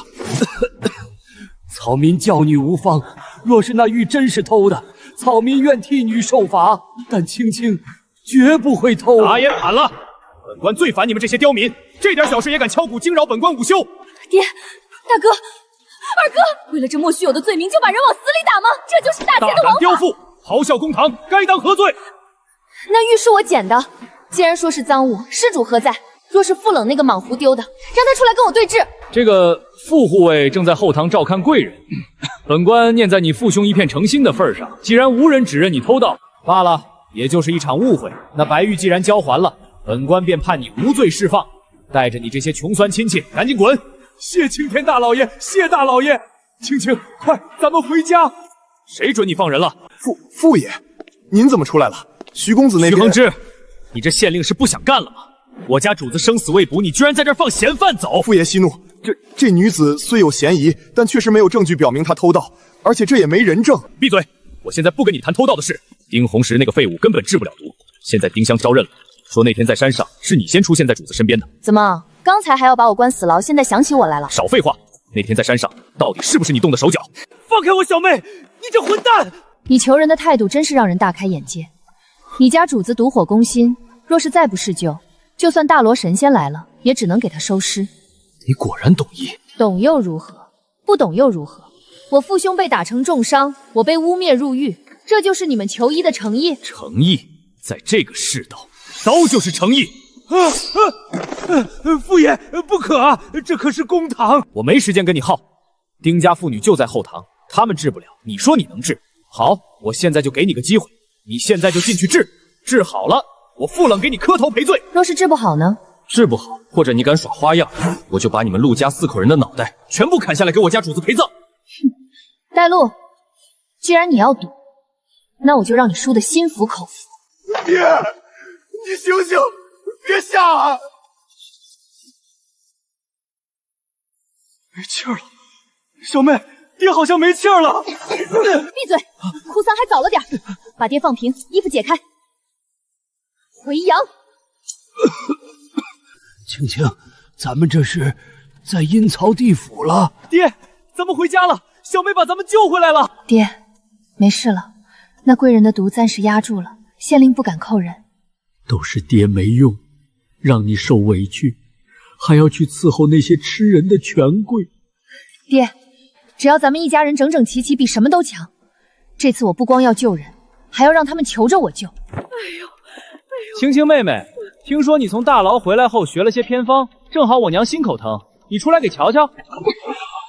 哪儿来的野狗在门口乱吠？要看病去回春堂，我这不伺候。哎呦，死丫头，你怎么说话呢？秀文可是秀才公，让你看病是抬举你。陆青青，别给脸不要脸，念在往日情分上，你乖乖给我娘治好，我可以不计较你的粗鄙。情分？咱们之间只有仇，没有情。想让我治也行，诊金50两，先付钱后看病。50两？你想钱想疯了，简直是敲诈！贤贵，我看你也别治你娘了，先治治你自己吧。面色发青，眼底乌黑，脚不虚浮。宁秀才，你这是肾水枯竭之兆啊！你胡说八道，读书人的事。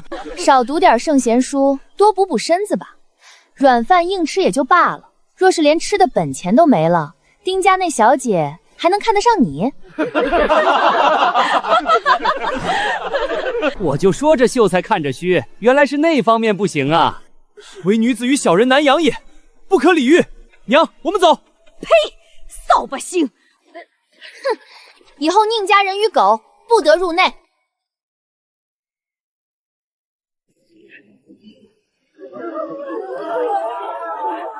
青青，你个扫把星，你给我滚出来！是你害死了我家老头子！大家都来看看啊！就是这个毒妇，那天咒我家老头子有病，把人活活吓死了。陆青青，你出来！我爹本来好好的，你说他有病他就死了，你要是不给个说法，今天我就血溅你家大门！李老根死得太惨了，肚子大得像牛，听说死前还在吃土呢。莫非这陆青青真是乌鸦嘴，说是谁有病谁就死？要说法，好，那我就让你看看到底是谁害死了你爹。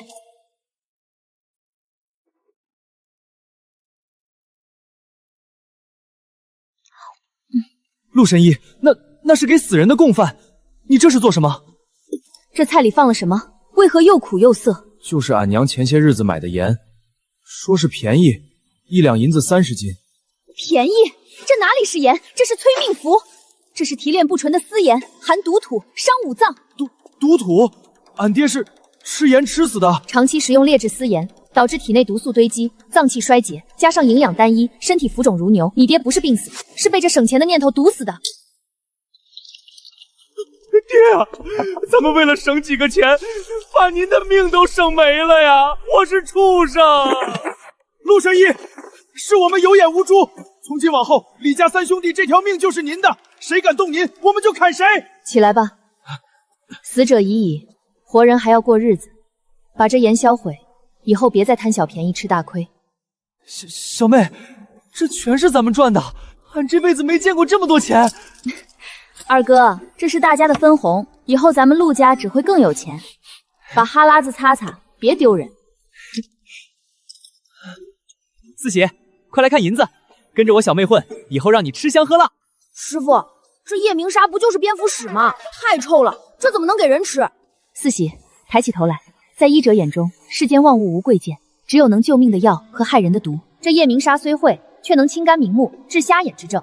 你若嫌它脏，便是嫌病人的命贱。师傅，我错了，命比药贵，四喜记住了。小妹，你训人的样子比县太爷还有威风。威风顶什么用？这世道，手里有本事，兜里有银子才是净道理。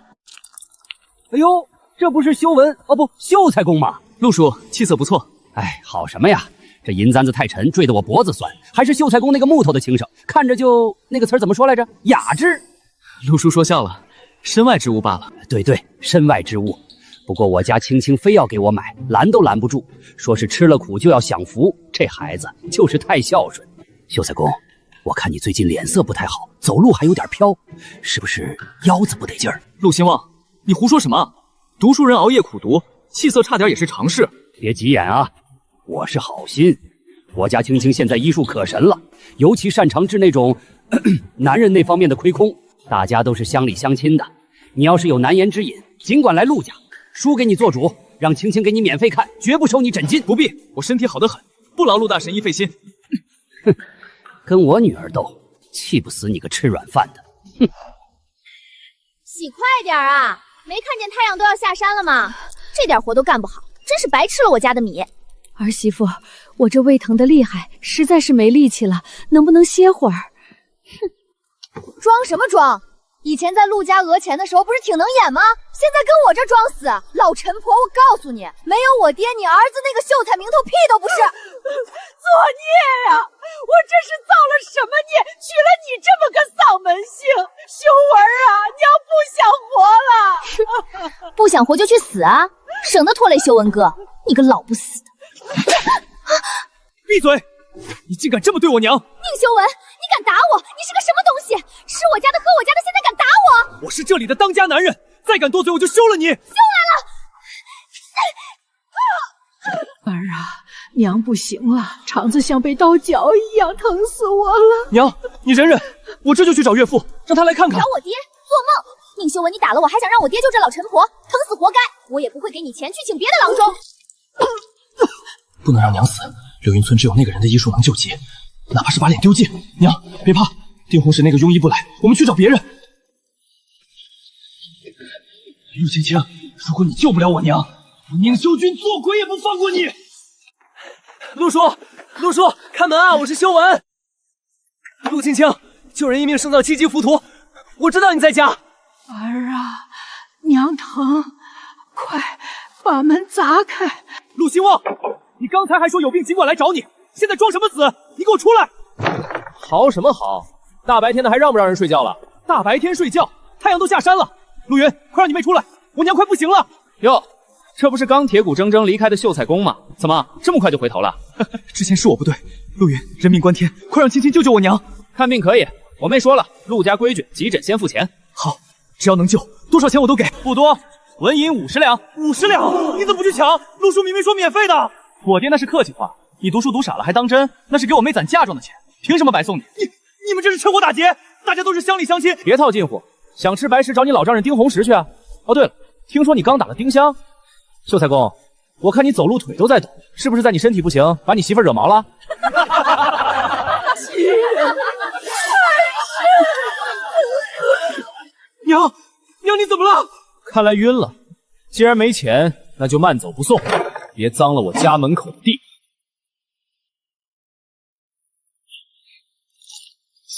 小妹，那个你大哥他……大哥怎么了？身体不舒服？不是，是他最近晚上总是憋得难受，在床上翻来覆去的。他说是你吩咐的，不到日子不行。那个到底要等到啥时候啊？大嫂，这可是严肃的医学问题。女子产后子宫就是肚子里装孩子的那个袋子，需要时间缩回去，伤口也要长好。那还得多久？你是难产伤了底子，至少要满42天，最好是3个月，还得10几天呢。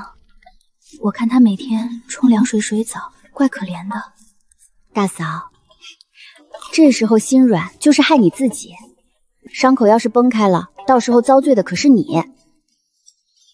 知道了，我听你的。那个小妹，这些羞人的话你咋说的这么顺溜？因为我是医生啊，在大夫眼里，这就跟吃饭喝水一样平常。书上看的，以后大哥要是敢不老实，你就让他来找我，我给他扎2针，他就老实了。小妹，发财的机会来了，天大的好事！县衙发的榜说是要办医术大赛，前3名赏银200两。200两？县太爷这么大方？不止呢。最关键的是，不论出身，哪怕是乡野郎中、医婆，甚至没证的都能参加。不限身份，不需要执医证。对啊，这不明摆着是给咱们送钱吗？咱村除了那个丁老抠，就你医术最神。二哥，天上不会掉馅饼，只会掉陷阱。啥意思？这可是县衙盖了大印的。官方举办医赛，通常是为了选拔太医属人才，必须层层考核。这种不拘一格降人才的路数，说明他们急了，急需一个能治怪病的高手。而且正规的大夫已经束手无策了。你是说，这是为了给那个县令公子治病？除了他没别人。用这么大的阵仗，看来是用人参吊着命，快撑不住了。活该，那帮当官的没一个好东西。不过听说那公子是个傻子。傻子？听城里人说，那公子整天神神叨叨的，也不读书，就喜欢躲在深山老林里玩鸟。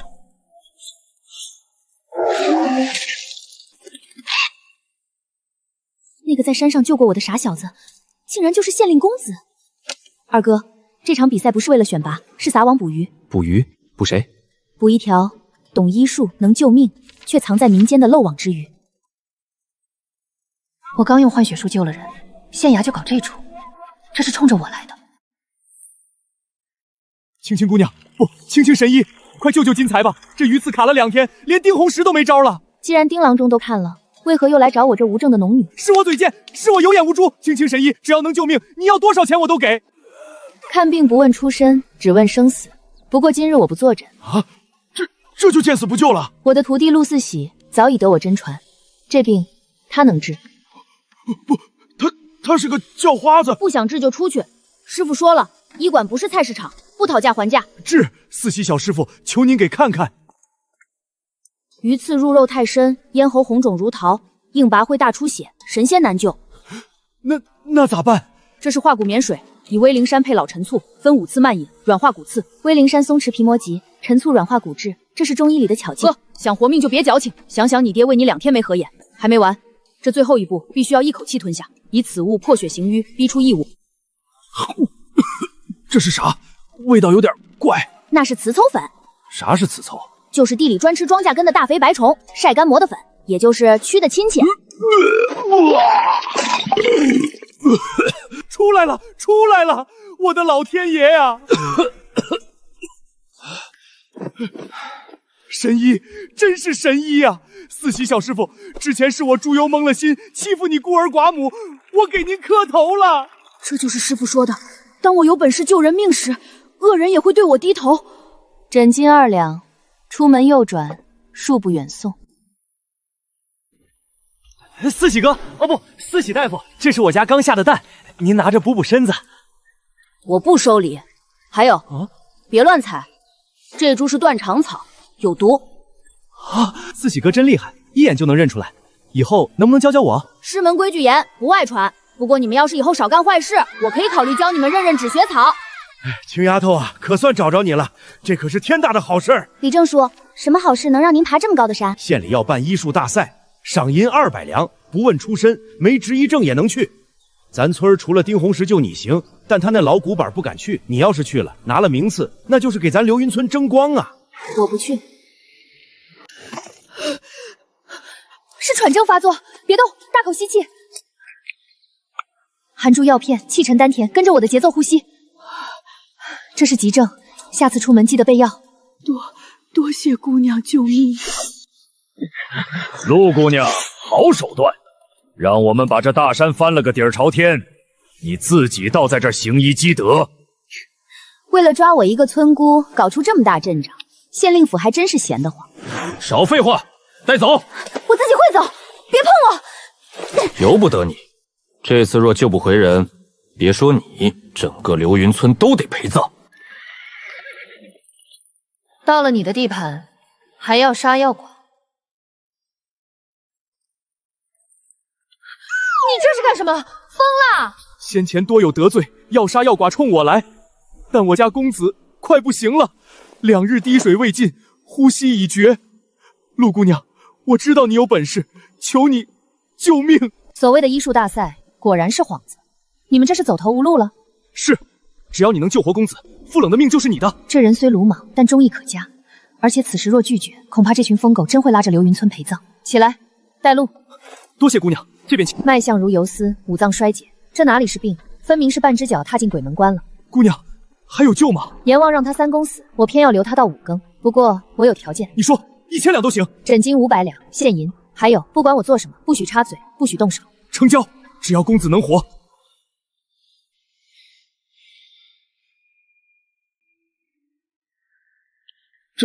公子从不吃糖，这时候喂糖有什么用？这是高浓度的糖精，他现在是低血糖休克，必须快速补充能量，刺激大脑苏醒。吞下去了，神了！住手！你要干什么？想让他死就拔刀。我要检查他腹股沟的淋巴毒素走向。封建老骨头，命都要没了还管酷气。滚，都滚开！不对，这毒变异了。你说什么？这不是普通的毒发，有人在他体内下了子母蛊，我的针法刺激了母骨苏醒。杀！公子，住手！那是大夫！松手！这就是你们求医的态度，差点被这疯子掐死。陆姑娘恕罪，公子平日不这样，这毒发作起来六亲不认。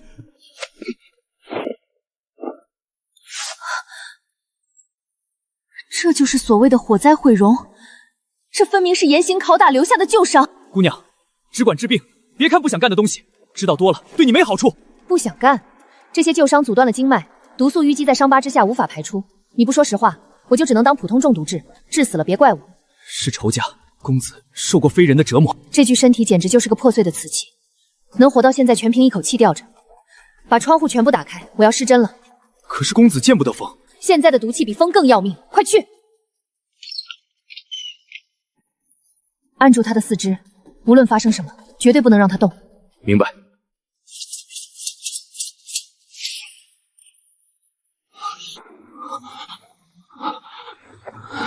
这是什么针法？好快，根本看不清下针的位置。这叫阎王来了勾不走。最后3针，鬼门关前抢人。哼！公子，撑住啊！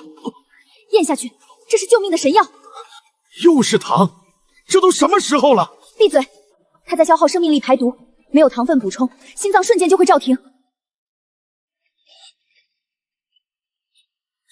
出来！这血竟有剧毒，命保住了。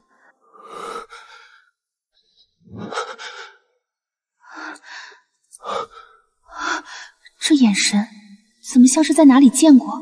好冷的杀气，却又透着一种绝望的干净。是你救了我，不然呢？难不成是你这傻大个侍卫哭回来的？公子，你终于醒了，吓死属下了。好，公子你怎么了？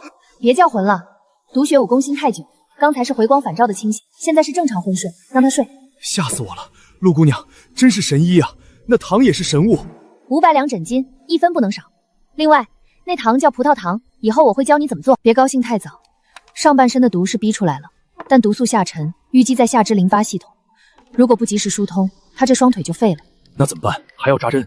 当然，而且必须扎腹股沟的环跳肌门几处大穴。不行，绝对不行！陆姑娘，男女授受不亲，况且我家公子最忌讳别人碰他那里。我是大夫，在我眼里只有病患，没有男女。你要是想让他以后当个摊子，就继续拦着。可是，公子要是醒来知道裤子被扒了，会杀人的。他现在昏得像死猪一样，知道个屁！让开！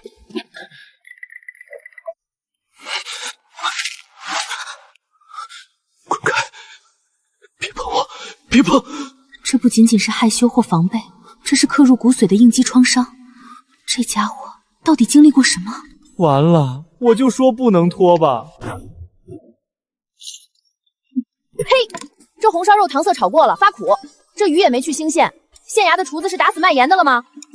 陆姑娘，公子生死未卜，您还有心思挑剔菜色？这一桌子可是花了5两银子。5两？你们是被杀猪了吧？再说了，我现在可是被你们请在这里做客，出不去门，还不许我吃点好的压压惊。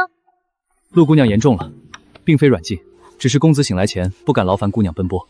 切，说的好听，那个戴着面具的病秧子要是死了，我是不是还得陪葬？胡说！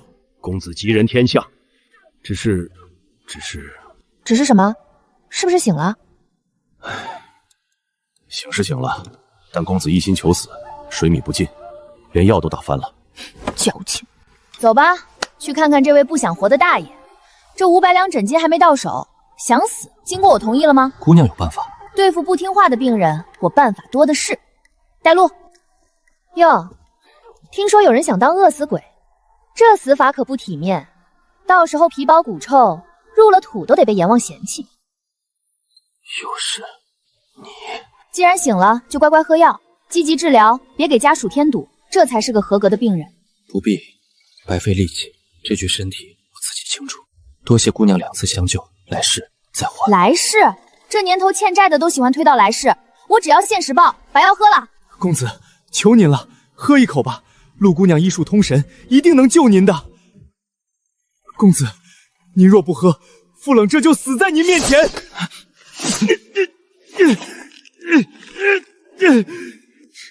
行了，演什么苦情戏？不想喝是吧？嫌苦还是嫌没人喂？莫郎，过来。我？既然病人不配合，那就只能上强制手段了。你过来捏住他的下巴，固定后脑勺，然后把药含在嘴里，以口渡之。以什么？嘴对嘴喂啊，这可是急救法。怎么，你们不愿意？那傅冷你来。陆姑娘，使不得，万万使不得！公子清白之躯，这，姑娘饶命！属下不敢亵渎公子。放肆！都不愿意，那就没办法了，只能本姑娘亲自上了。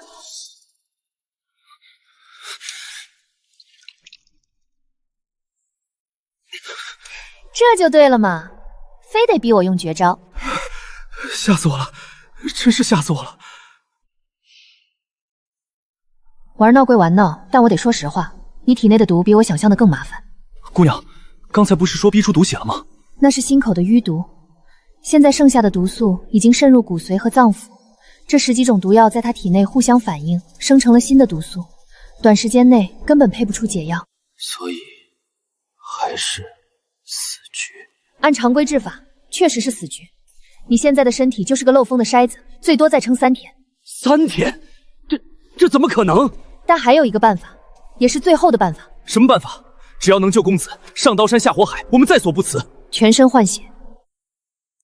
换血？把你体内带毒的血全部放掉，同时注入匹配的健康血液，这是唯一能把你从阎王爷手里抢回来的路子。换血术，这乃是传说中的禁术。你到底是谁？我是大夫，治病救人还要查户口。普天之下唯有隐世不出的圣医门门主欧阳冰燕懂得此术，且此术凶险万分，十患无死。你一个乡野村姑怎么可能会这种秘术？说，你是不是圣医门派来的刺客？圣医门，欧阳冰燕，听都没听过。不过这换血术在古代确实骇人听闻。把刀收回去，我不知道什么圣医门，更不认识欧阳冰燕。我的医术是老天爷赏饭吃，自学的。至于换血的成功率，别人是10患5死，在我这儿是10患8生。敢不敢赌？你们自己选。怎么，刚才答应的痛快，现在连碗粥都不敢喝？这副残躯，吃与不吃并无分别，姑娘不必浪费粮食。公子，您这都3天没进食了，铁打的身子也熬不住啊！换血凶险，您得攒点力气。给我。徐公子，你这副要死不活的样子做给谁看？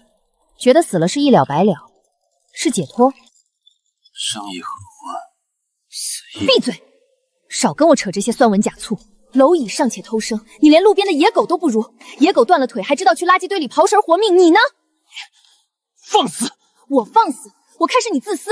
你死了倒是干净，你这忠心耿耿的护卫怎么办？他们为了你下跪求人，为了你把脑袋别在裤腰带上，你两腿一蹬，让他们陪葬。这就是你所谓的贵人风骨，不过是个懦夫。拿来。有力气生气，就有力气吃饭。张嘴，哼，咽下去。每一粒米都是这一线生机，你敢吐出来试试？吃了，公子终于肯吃了。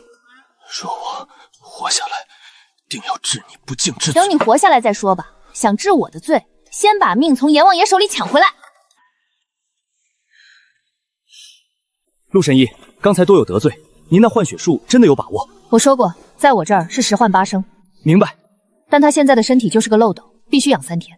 这3天，我们一定把公子当祖宗供着。听好了，我需要准备一些特殊的东西，你们去给我找鹅毛，要那种管子粗壮通透的，越多越好。鹅毛？对，还要烈酒，度数越高越好。另外准备几只活鸡活兔，我要做配型实验。是，属下这就去办。这3天，除了那个什么抑制毒发的药，别给他乱吃东西，尤其是别让他情绪太激动。刚才那是激将法，再来一次气走了，我可不管。神医放心，谁敢像您那样气力公子啊？行了，我也得回去准备一下。这换血术极其耗神，我得回家补补觉，养精蓄锐。陆姑娘，属下派马车送你。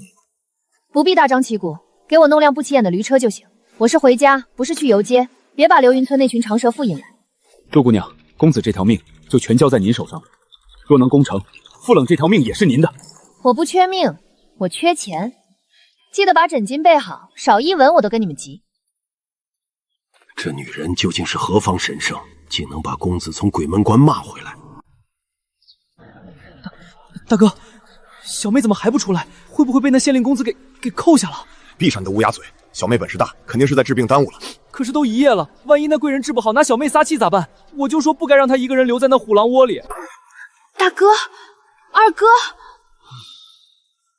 小妹，你可算出来了。青青，没事吧？他们没难为你吧？你们怎么在这儿？昨晚没回家？回家也睡不着啊，爹在家急得转圈。我和大哥就寻思着来这儿守着，只要城门一开就能接着你。傻不傻啊你们？冻坏了怎么办？我又不是3岁小孩。那不行，你现在可是咱家的顶梁柱，哪怕我冻成冰棍，也不能让你少根头发。那是权力的象征，也是巨大的漩涡。青青，怎么了？脸色这么难看，是不是那贵人的病很棘手？没事，就是有点累。大哥、二哥，咱们回家。这世道人命如草芥，为了这几个傻瓜，我必须赢。不管是阎王爷还是权贵，谁也别想动我的家人。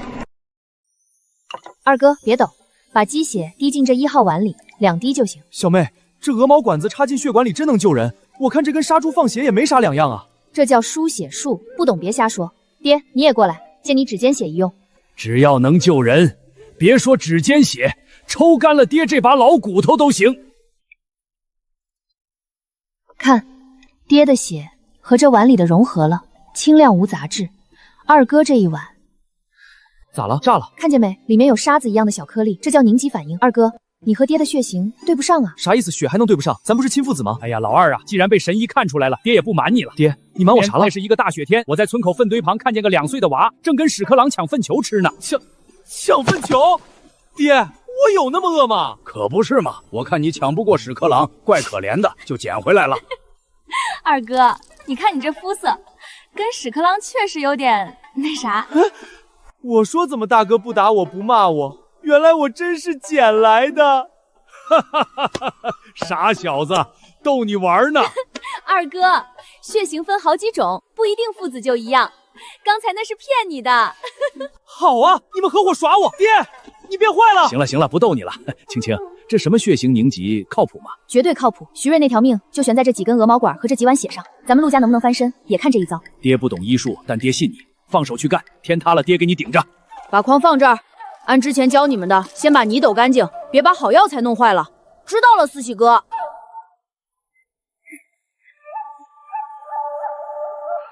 陆姐姐，你看我们采了好多药。青青姐，你看，陆神医，神医姐姐，您累了吧？神医姐姐，这是我娘特意让我带的大红枣，甜着呢，给您补补身子。你们干嘛？不是说好把药交了就走吗？四小，这就是你不懂事了。神医姐姐教咱们认药，咱们不得孝敬孝敬？四喜是我的学徒，我教他是本分。至于你们，陆家不收礼，只做买卖。这是你们今天的工钱，拿了钱把东西带回去。神医姐姐，我们不要钱，我们就想不想收钱，那就把草药倒回去，怎么来的怎么走。师傅，我是不是做错了？我不该带他们来。四喜，你要记住，这世上无事献殷勤，非奸即盗，真正的朋友是平等的。这种还没干活就想着讨好走捷径的，心术不正。我记住了，以后我不带他们玩了。倒也不必因噎废神，只要咱们守住底线，把他们当短工用便是。这世道，好人要当，但这心眼得比坏人多。哎呦，青青妹子，起这么早啊？这就是勤快人有福气。是啊是啊，我家木头昨晚回去就一直夸你，说你是天上的仙女下凡，医术高明的不得了。大清早的嚷嚷啥？没事别挡道，我们要晒药了。陆老二，你别插嘴，我们是来找青青妹子的正经事儿。二位有何贵干？看病去回春堂，买药还没开张。不看病，这不是看你这儿缺人手吗？我家狗蛋那叫一剂量。对，3岁就认识，那是当归黄芪，比那个野种比四喜那孩子强多了。想拜师？嗨，啥拜师不拜师的，都是乡里乡亲的，你就让他在你这儿打个下手，随便教2手绝活就行。这肉和蛋你收着。这些人哪里是敬重医术，分明是看陆家靠行医发了财，想把孩子塞进来偷师，好分一杯羹。拿走！哎呦，我的鸡蛋！陆青青，你这是干什么？给脸不要脸啊！听好了，想学医，先学做人。你们这算盘珠子都蹦蹦到我脸上了。我家四喜是正经拜过师、磕过头的，你们想空手套白狼，把孩子往我这一扔就想学本事？怎么说话呢？不就是个破郎中吗？还真把自己当盘菜了。咱们这么看得起你，你别不识抬举。怎么着？想在陆家撒野，也不打听打听我陆云以前是干嘛的？行，陆青青，你等着，你有本事以后别求咱们村里人办事儿。慢着，看在孩子的份上，他俩可以留下来。不过学医先学做人，要是让我发现有谁品行不端、心术不正，可就别怪我不留情面了。呸！这破草药还得捡根须，累死个人。四喜那小子真把自己当盘菜了。就是，你看他刚才那个神气劲儿，真以为拜了师就是少爷了，也不照照镜子，那是野鸡插毛装凤凰。嘘，小声点。等咱们学会了那女魔头的本事，谁还搭理那个没爹没娘的孤儿？你们刚才说什么？四喜哥，我们在背药名呢，你听差了吧？放屁，我都听见了。你们骂我是野鸡，还想偷师傅的本事，滚！都给我滚！陆家不留你们这种2面3刀的小人。打人了，四喜疯了！没听见吗？四喜让你们滚。师傅，我是不是很傻？我以为他们是真心想跟我玩。傻小子，这不叫傻，这叫善良。但你要记住，善良得带点锋芒。锋芒？这世上真正的朋友是平等的，那些一上来就讨好你、捧着你的人，往往都盯着你口袋里的糖，或者想踩着你的肩膀往上爬。那我不交朋友了，我就跟着师傅。哎呦，没天理了！陆家欺负人了，把我儿子吓得魂都丢了，这日子没法过了。大清早的给谁哭丧呢？你儿子那是做贼心虚，被赶走那是活该。我不管，我儿子回家就发烧说胡话，那是被你们吓的。赔钱，没有10两银子，这事儿没完。10两？你怎么不去抢？我看你是皮痒了，想让你陆二爷给你松松骨。你打死我正好，大家都看着呢。陆家发了财就欺负穷邻居，还要杀人灭口啊！想讹诈？行，二哥去报官，就说有人在咱们神医门口寻衅滋事，让县太爷来评评理。报官？那我也躺着不走，我看你们怎么做生意。让开，都给我让开！谁敢欺负我闺女，我就跟他拼命！你要躺是吧？行，你就躺着，我不怕养你一辈子。夜里寒湿，你就在这儿躺成个摊子。等你媳妇儿改嫁，儿子去要饭，我就给你在门口搭个狗窝，天天给你送泔水饭，养到你闭眼蹬腿为止。你们这一家子疯子！等着，你们给我等着！爹，威武！这招比我的拳头还管用。青青啊，爹是不是给你惹祸了？那泔水本来是留着喂猪的。没，爹，你刚才帅呆了。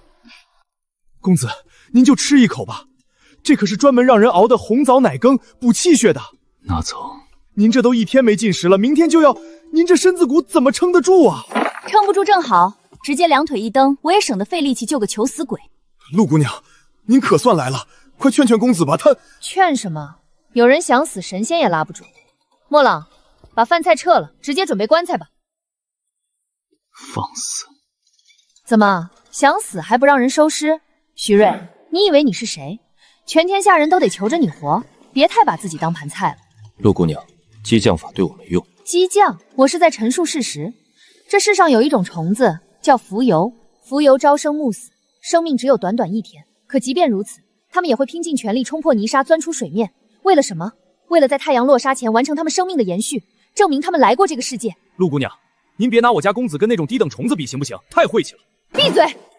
虫子尚且知道惜命，知道那是作为生命的本能和使命，你呢？堂堂7尺男儿，遇到点挫折就要死要活，你连只虫子都不如。你简直粗鄙不堪！粗鄙？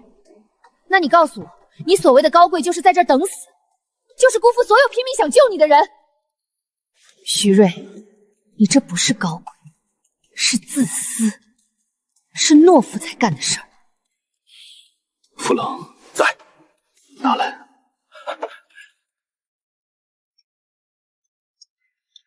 果然是欠骂体质，不骂不爽。吃了，终于吃了！陆姑娘，您真是神了！少拍马屁。吃完了让他休息半个时辰，然后带去密室，我有事要办。等等，陆姑娘刚才说为了生命的延续。啊，是啊，繁衍嘛，生物本能。留得青山在，不怕没后代。你说的对，我是该考虑这个问题。啊，这废太子的关注点是不是歪得太离谱了？对，公子，我也觉得陆姑娘说的有理，咱们得多生几个小公子。出去。是，这就滚。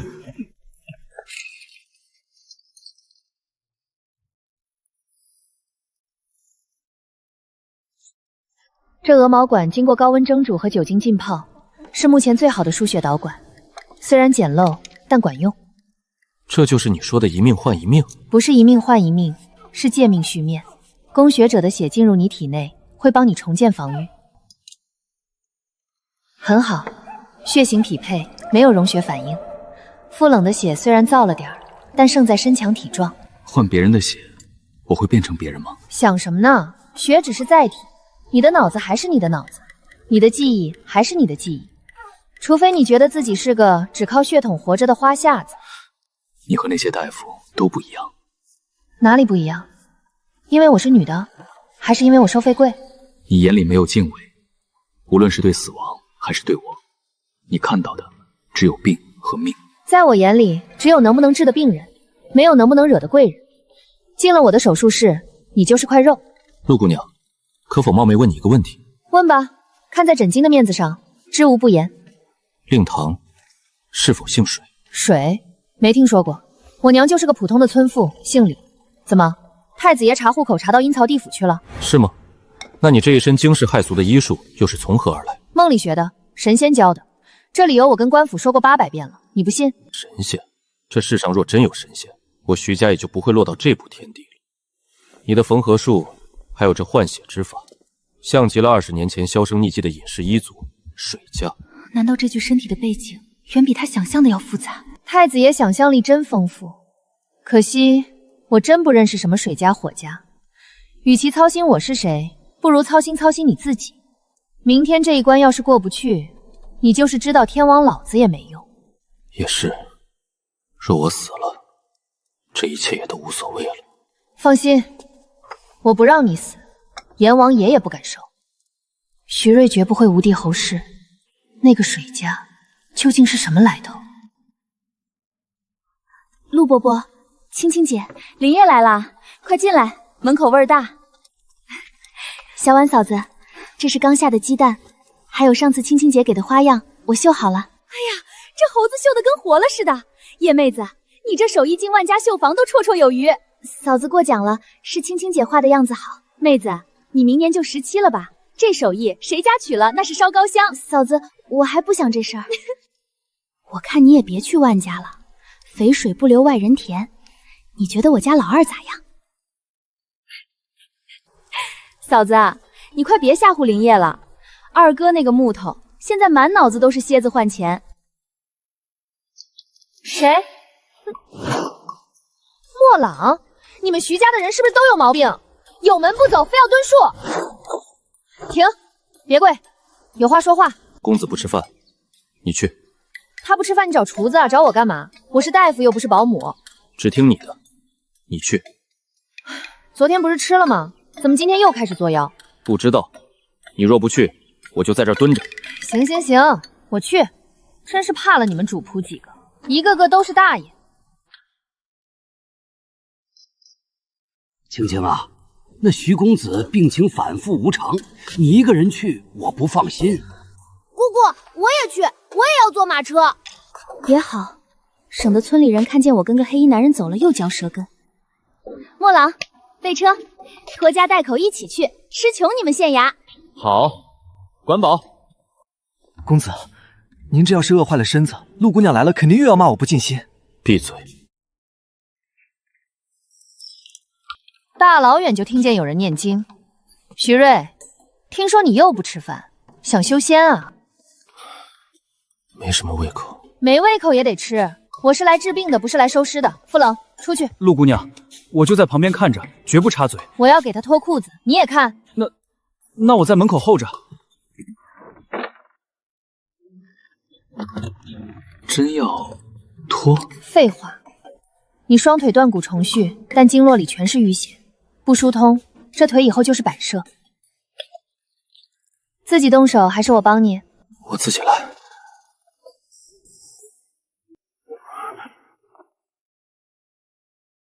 忍着点儿，可能会有点痒。这是水蛭哟，大少爷还认识这种乡野玩意儿？这是特制的医用水蛭，专门吸食陈旧淤血。以前在水牢见过。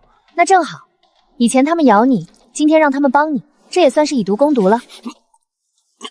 放松，别紧绷着肌肉，否则血流不通。陆姑娘，你不怕吗？怕什么？怕虫子？还是怕你？我是个废人，又满身污秽。在我眼里，只有病人和死人。你现在活得好好的，矫情什么？这小东西怎么往那儿爬？公子，刚才那药汤啊！陆姑娘，你在干什么？不能，你想死是不是？怎么，傅侍卫也想试试这吸血疗法？这是疗法，我还以为……把脑子里的脏东西倒干净，滚出去守着，任何人不得靠近。是，公子。徐瑞，这只是第一步，要彻底根除毒素，我得给你来个大换血。换血？把你体内的毒血抽出一部分，再输入健康的新血。人体就是个容器，脏水倒出去，清水灌进来，慢慢就清了。换血？那得用谁的血？是不是得找老爷的血亲？只要血型匹配，乞丐的血和皇帝的血没区别。胡扯！我家公子金枝玉叶，怎能留下等人的血？傅冷，闭嘴！在阎王爷眼里，只有死人和活人，没有贵人和贱人。想让你家公子活命，就按我说的做，去找10几个身体健壮的年轻人，男女不输。我要筛选供血者，这就是硬指标。听他的，此事绝密，若走漏风声，唯你是问。属下这就去办。行了，治病是个体力活。莫朗，带路去厨房，我看那池子里有几条肥鱼不错。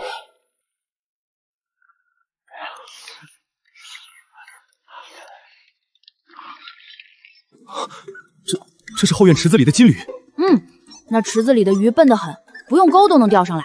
那是县令大人的风水鱼，3两银子一条，说是保官运亨通的。现在它是保命汤，你家公子身体虚，只能喝粥，这鱼汤正好给我们补补脑子。你们简直是土匪进村！少废话。傅冷，供血者的事儿你要是办砸了，我就拿你的血给你家公子灌进去。反正你俩天天在一起，说不定血型挺配。你敢？我这就去找人。姑姑，这大个子是不是不太聪明？自信点，把是不是去掉。你吃完后就带着我爹回去，这里没你们能帮得上忙的地方。陆姑娘，凭什么以后让莫朗贴身伺候公子？我跟了公子10年。因为你笨，你那脑子除了杀人，基本就是个摆设。士可杀不可辱。行，给你们个机会，我出2道题，谁答对了谁赢。第一题，傅冷听好了，有一种东西，你有，我有，大家都有，大钱国人有，帕姆斯人没有，是什么？帕马斯人，那些卷毛怪？这不通啊！既然大家都有，为何帕尔斯人没有？难道是良心？不对，帕尔斯人也有好人。是头发？也不对。行了，别转了，我都晕了。莫朗，听题：一只公鸡2只脚，2只兔子几只脚？8只。回答正确。这算什么题？这不公平！我的题比他的难10000倍。那是因为你的题需要脑筋急转弯，而莫朗的题只需要常识，连常识都没有，怎么照顾病人？你这是偏心！莫朗，以后徐瑞的饮食起居你负责，傅冷负责跑腿干苦力，就这么定了。陆姑娘，你要的人我找齐了。在哪儿？在城角一处隐秘宅院。姑娘，这换血术乃是逆天改命的禁术，千万小心。若是引来了那帮自诩名门正派的圣医门，别说公子，就连你的九族都保不住。圣医门，一群大夫还能吃人不成？他们不吃人，他们只清理门户。跟我来。这就是皇权的手段，所谓的供血，竟是掠夺。陆姑娘，选吧，哪些人的血能用，哪些人处理掉。陆姑娘，这帮富家子弟不吓唬不住，必须让他们知道厉害。恐惧会让血液流速加快，产生酸性物质。我要的是救命血，不是吓破胆的毒血。别怕，借你点东西救人，只要你配合，我保你毫发无损。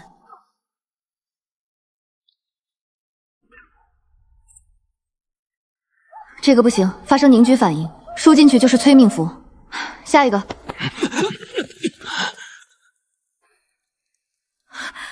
找到了！放肆！慢着，他是太紧张了，大家不要紧张。放心，我是大夫，不是屠夫。睡一觉，明天送你回家。算你小子走运，哼！能给我家公子换血，是你8辈子修来的福分。这福气给你要不要？别废话，把他带进密室，动作轻点。徐瑞，这过程会很疼，而且会有严重的眩晕感。若是撑不住，就喊出来，不救人。喊出来能止疼吗？不能，但能让你那个笨蛋侍卫心疼死。那还是算了，开始吧。别乱动，正在引出毒血，忍着点儿。这是把烂泥从你身体里挖出来的过程。抓住我，我就在这儿，哪儿也不去。青青，若是这一关过不去，闭嘴！我的阎王殿还没开张，不收你这条命。这双眼睛竟比这世间任何光都要亮。第一次换血完成，徐瑞，恭喜你，还是个人。欠你一条命。记账上，利息很贵的。这么多血，公子他还活着吗？活得好好的，赶紧把这些毒血处理干净，别留下痕迹。圣医门要是闻着味儿来了，我可不负责打架。爹，早饭吃什么？我快饿扁了。陆姑娘，喝粥。谢了。怎么是你？我爹呢？四喜呢？陆大爷昨夜就回村了，四喜在房里等你。回村？他大半夜的回村做什么？四喜，出什么事了？爹怎么突然走了？姑姑，你终于回来了。别慌，慢慢说。是不是村里有人生病了？不是生病，是那个崔石头半夜赶着牛车来的，说村里出大事了。什么大事？那个丁红石他带着官差把咱家围了，说是在咱家地里挖出了禁物。禁物？说是前朝的宫廷御药，现在爷爷被他们扣住了，说是要等你回去定罪。丁红石，好啊，我不去找你，你倒先把棺材抬到我门口了。徐瑞的命刚保住，我的后院就起火。看来这大秦国不把天捅个窟窿是没法好好过日子。别忙活了，先结账，500两，一条命。这价格公道，同走无屈，还得加100两出诊费。我家房子漏雨要修，我爹身子骨弱要补，家里还有个早产的奶娃要养。陆姑娘放心，我家公子乃金枝，乃贵人，区区500两算什么？就是，莫说500两，便是千金万两，买公子的命也值。傅冷，去库房取500两给陆姑娘，再拿2只百年老参。这钱呢？上次县令修水局说是暂借库房银两，把你存的那点家底掏空了。那咱们随身的银票呢？都在这一路逃亡和治病的路上花光了。合着你们刚才是在给我演空城计？千金万两，我这还有点碎银子。陆姑娘，能否先欠着，待我修书一封？欠条能当饭吃，我不吃画的大饼。你要干什么？不可对公子无礼。退下。成色不错，勉强抵个100两定金。那可是御赐。剩下的400两记账，利息按9出13归算。这鱼看着挺肥，也是定金的一部分。那是南边运来的观赏金鲤，一条好几两银子。既然这么贵，那就更得拿走了。公子，他抓走了您的转运金旗。让他抓，命都是他给的，几条鱼算什么？这女子竟能让人忘了身处绝境的凄凉。有了这白玉扣和金鲤鱼换的钱，就算丁红石要在官府上下打点，我也能砸出一条路来。姑姑，不好了，真的出大事了！慌什么？是不是丁红石又去家里闹了？不光是丁红石，是大哥。大哥怎么了？说清楚。刚才村里来线说，大哥在大槐树村给人做木工，被人诬陷在婚床上刻了诅咒的铭文。主家把大哥打了，打得浑身是血，现在生死不惊，爷爷也被气晕过去了。好一个连环计！丁红石在前，这烂事在后，这是要把我陆家往绝路上逼。姑姑，你没事吧？我没事，提着鱼去换钱，不管是死鱼活鱼，都给我换成银子。那你呢？我去杀人，不，去救人。姑姑，救人需钱，先变现。四喜，把鱼摆出来。姑姑，大哥那边没钱拿什么救命？拿什么打点？听我的。嚯，这鱼金光闪闪的，看着邪性，能吃吗？这老板这话说的，财神爷哪是用来吃的，这是用来供的。供的？此乃5福临门金鲤。您看这色泽，金生水，水生财，家里养上5条，寓意长寿、富贵、康宁、好德、善终。5福临门，听着倒是吉利，怎么卖？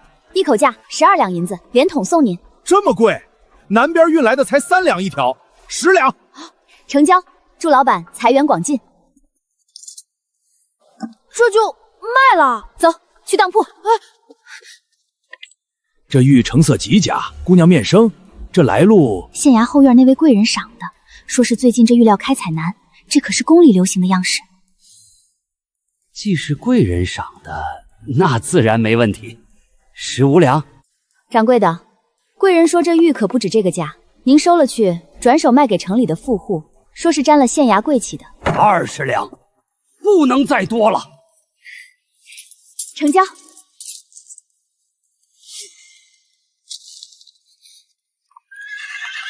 四喜，拿着钱去医馆请最好的外伤大夫，直接带去家里。还能有谁？大槐树村那姓吴的一家，欺人太甚。老二别嚷嚷了，这事儿咱们没理。被打成这样还没理？爹，把话说清楚。你哥给吴家丫头做陪嫁的婚床，那吴家老头非让你哥在床头刻个花样，说是西边传来的，象征感情牢固。我照着图样刻了，谁知交货的时候，他们说那是诅咒死人的铭文。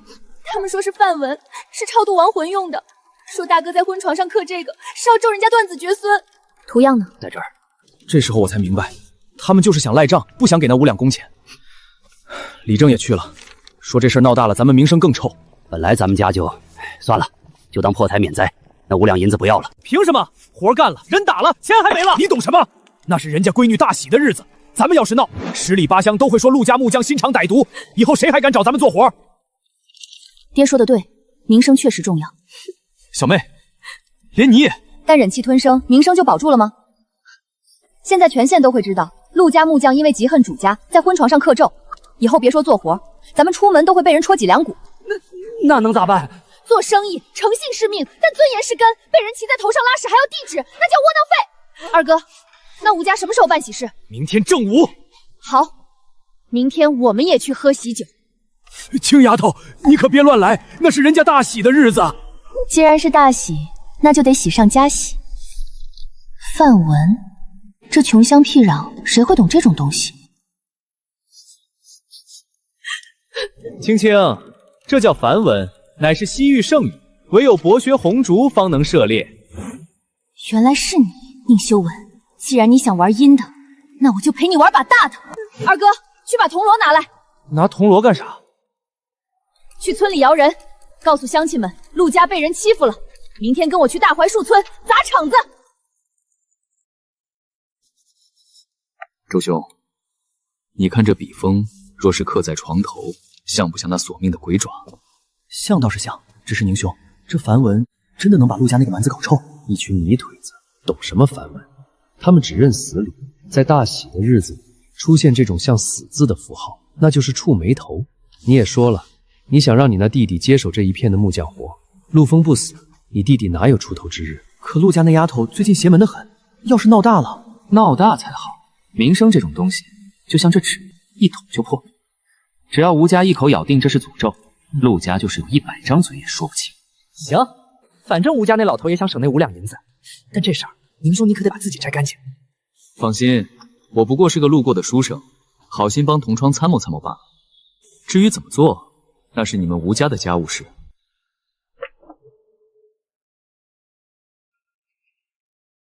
陆青青，这次我看你怎么翻身。得罪了读书人，我有的是法子让你生不如死。陆老二，你敲什么丧门锣？惊了村里的狗，你赔啊！赔个屁！老子今天要赔，也是赔那个狗日的吴家。青丫头，你也跟着胡闹，快下来！这像什么话？李正叔，既然大家都来了，正好做个见证。嚯，这吴家也太霸道了吧！陆家这事踢到铁板了，咱惹不我相信这是我二哥，昨天在大槐树村被人打了，不仅打了人，还赖了我们的工钱，更污蔑我陆家在婚床上刻咒害人。行了行了，受了委屈去报官，在这聚众能顶什么用？都散了散了。报官？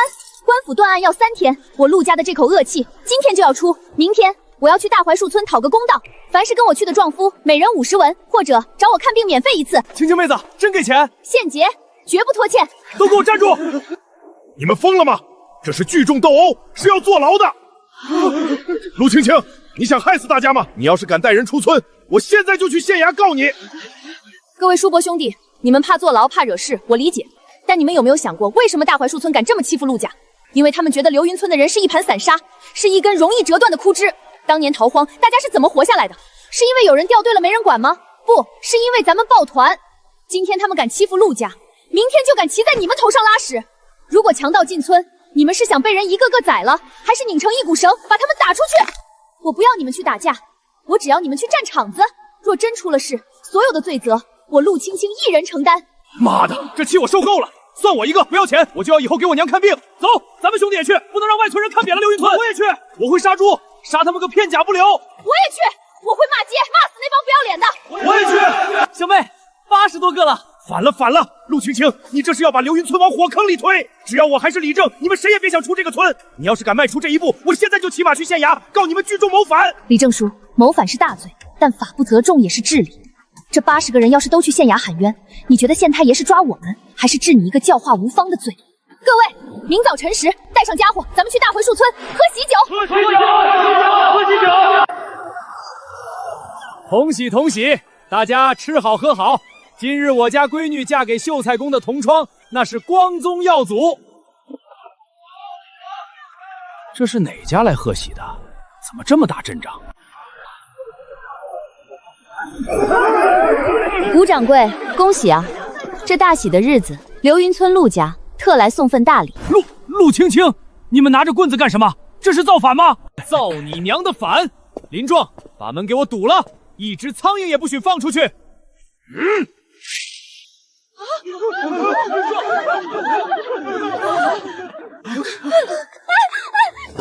了！土匪进村了！当家的救命啊！大哥，把把那张刻咒的婚床给我抬上来。你们把这晦气东西抬来干什么？这是要咒死我闺女吗？晦气！吴老爹，这床上的每一刀每一凿都是我陆枫的心血，是你为了赖掉那5两银子，污蔑我刻咒害人！放屁！明明是你心术不正！兄弟们，把这帮穷鬼打出去！看谁敢动！吴老爹，现在能好好说话了吗？陆青青，你有辱斯文！我是读书人，是秀才宫的同窗，你带人冲撞婚礼，这是大前律法不容的重罪。读书人，周深，你既然读过圣贤书，就该知道礼义廉耻。为了让你那不成器的弟弟接手木匠活，你伙同宁修文设计陷害我大哥。这床腿上的皱纹是你亲手画的图样吧？你血口喷人，大家别信他，她是流云村的恶女，她是来讹钱的。这就是那个陆家，听说陆家老大老实巴交的，真能干出刻咒的事。各位乡亲，我大哥为了做这张床，熬了半个月的通宵。若是真想害人，何必等到交货才刻字？周公子，你敢不敢当着大家的面把你弟弟叫出来，让他现场刻一个同样的雕花？若是他能刻出来，我陆青青把头割下来给你当球踢。这今天是婚礼，不宜动刀。是不宜还是不敢？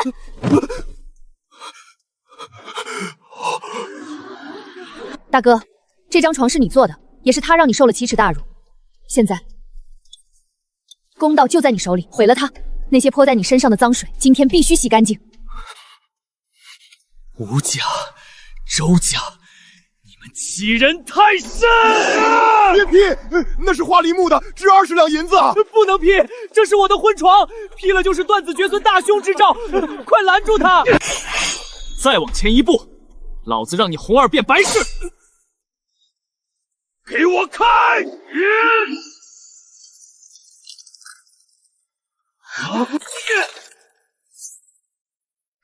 这就是你们说的咒，在哪儿？在哪儿？吴老三，刚才喊的最凶的是你吧？这床是谁让你污蔑我哥的？别杀我！我说是周深，是周深让我这么干的。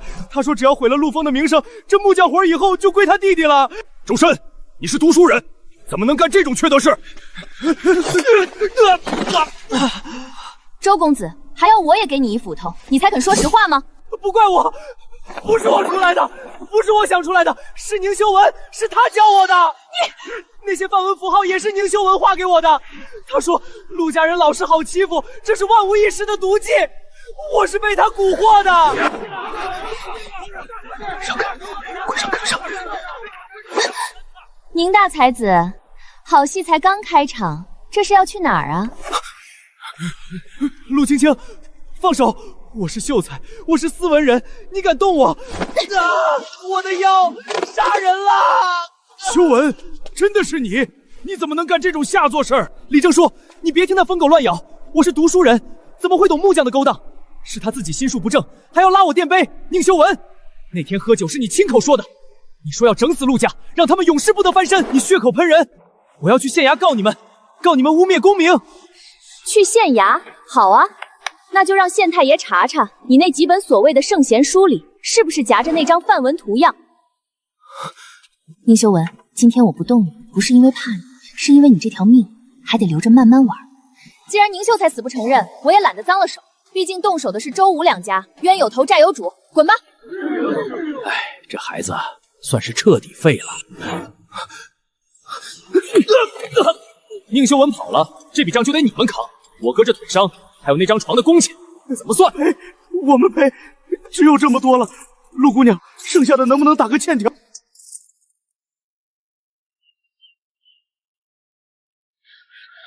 欠条就不必了，我看这喜宴也没人吃了，倒掉也是浪费。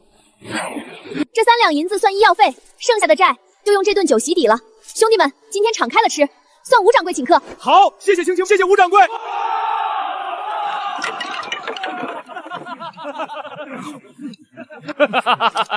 大哥，坐下吃点肉，补补身子，以后谁再敢欺负你，这就是下场。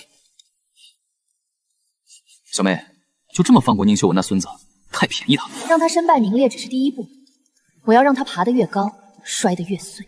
二哥，别急，杀人那是下策，我要让他引以为傲的秀才功名变成催命的符咒。那个丁老头太不要脸了，拿着3文钱到处挖人，狗蛋那个叛徒为了钱居然去帮他采药，让他去。丁红石那点半犊子医术，采回来的药也就是烂草根。金财，随他们去，漫山遍野都是药，他一个人哪怕长8只手也抢不完。黑蛋，过来，是不是总觉得饿？饿，吃了饭也饿。后娘骂我是饿死鬼投胎。不是饿死鬼，是肚子里有虫子在抢你的饭吃。听好了，连皮带人，放嘴里嚼得烂烂的再咽下去，这东西能把虫子醉倒。小姑，这一把瓜子就能治病，我还以为你要给他扎针呢。这叫食疗。金彩，你要不要也吃点儿？明天保准给你个惊喜。老神医，活神仙啊！我家黑蛋吃了你给的瓜子之后舒服多了，很多虫子还在动呢，我都不知道这东西是怎么来的。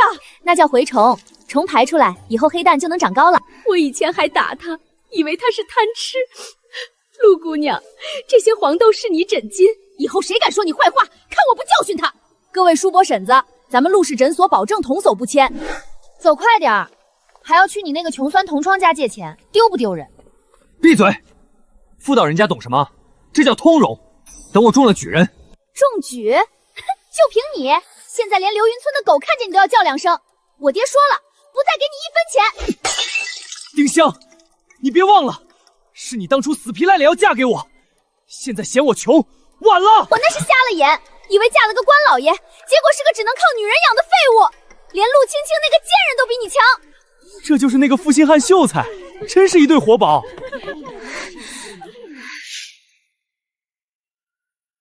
陆姑娘，今儿不收货了。不收？之前不是和田老板谈好的长期供货吗？老板出门了，现在是老板娘做主。哟，这就是那个陆青青，长得一副狐妹子样，难怪把我当家的魂儿都勾没了。你嘴巴放干净点，我们是来做生意的。生意？我看是勾当吧。丁大夫都跟我说了，你们陆家的药材不干不净，还专门靠勾引男人卖高价。田夫人，商场如战场，丁红石恶意压价，你听信谗言是你的损失。我们的药材成色如何？你找个行家一看便知。我看你就是个烂货。拿着你的垃圾滚！以后长乐镇谁敢收陆家的药，就是跟我田家过不去。你这疯婆娘，这药我们要花10天才能炮制好。我揍死你！很好，丁红石、田家，既然你们想玩垄断，那我就让这长乐镇的药材市场彻底改姓陆。二哥，把药捡起来，这药太贵，他们田家买不起。这差价赚得漂亮。莫朗，以后你就是我陆氏药铺在县衙的独家代理人。陆姑娘过奖，我只是借了公子的事。那些药商见我是县衙的人，根本不敢压价，给的都是顶格的高价。哼，以前只知道你会潜伏刺探，没想到做起2道贩子来也这么顺手。怎么，以后打算改了当掌柜？傅冷，这叫资源递换。公子现在的处境，咱们得多攒点家底。小打小闹结束了，接下来是硬菜。这里有20瓶特制金疮药和祛疤药。这味道怎么跟宫里的玉露散有7分像？那可是用龙骨和橡皮熬的。龙骨橡皮我可用不起，这是我用土鳖虫、红花加上几味本地特产草药配的平替版。平替？就是效果差不多，但价格只有1/1000，我定价1两银子1瓶。我要让这药连路边的乞丐攒钱都能买得起救命。宫里那药千金难求，你这药效若真有7成，只卖1两。陆青青，你不仅是个疯子，还是个要把同行逼死的商业鬼才。这生意我接了。陆姑娘，有了这药，我有把握把县城那些富商的钱袋子掏空一半。那一半归你和徐公子，一半归我，成交。成交。钱的事谈完了，该办正事了。徐瑞的情况如何？公子已经在密室泡过药浴了，但他最近越来越嗜睡，怕是毒性压不住了。这次感觉比上次冷。忍着点儿，换血本来就是逆天改命，身体排斥是正常的。傅冷，把炭盆再挪近点。陆姑娘，这个陈公子靠谱吗？上次抓他来的时候，这小子可是鬼哭狼嚎的。我验过3次血，他是目前唯一的匹配者。只要他不乱动，这血就是徐瑞的续命汤。不对，这不是排斥法应。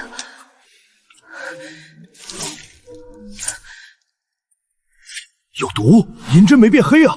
有些毒银针测不出来。傅冷，抓条鱼来。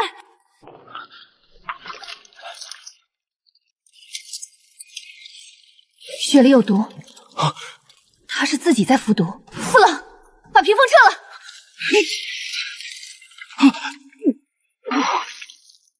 徐公子，这血的味道好喝吗？为了这一刻，我可是吞了半个月的断肠草微量毒吃。老子劈了你！住手！杀了他，徐瑞就没血源了。必须立刻阻断毒性回流，但这需要极高风险的放血术，一旦失手，徐瑞会立刻休克而死。拔针啊，神医！你拔针他也死，不拔针他也死，我们一起下地狱！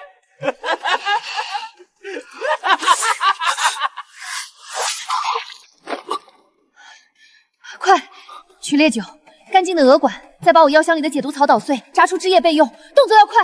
陆姑娘，公子快撑不住了，你看他气息都快断了。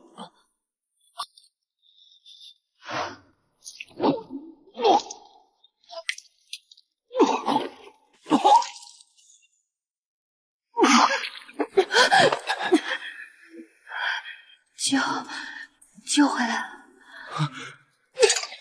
你这小人，竟敢害公子险些殒命！今日必让你血债血偿！住手！不能杀他！傅冷，你忘了，他是目前唯一与徐瑞血型匹配的人，杀了他，徐瑞日后再遇毒发或需换血，便再无生机。陆姑娘说的对，一切以公子的安危为重。来人，把这人押下去，好生审问。你明白就好。吾辈读书人，当以此身报效朝廷。那些满身铜臭的商贾，即便有万贯家财，也不过是蝼蚁罢了。宁兄高见。不过眼下秋闱刚过，要想在士林扬名，光有文章可不行，还得有伯乐。李兄可是指住在城南别院的那位屈山先生？正是。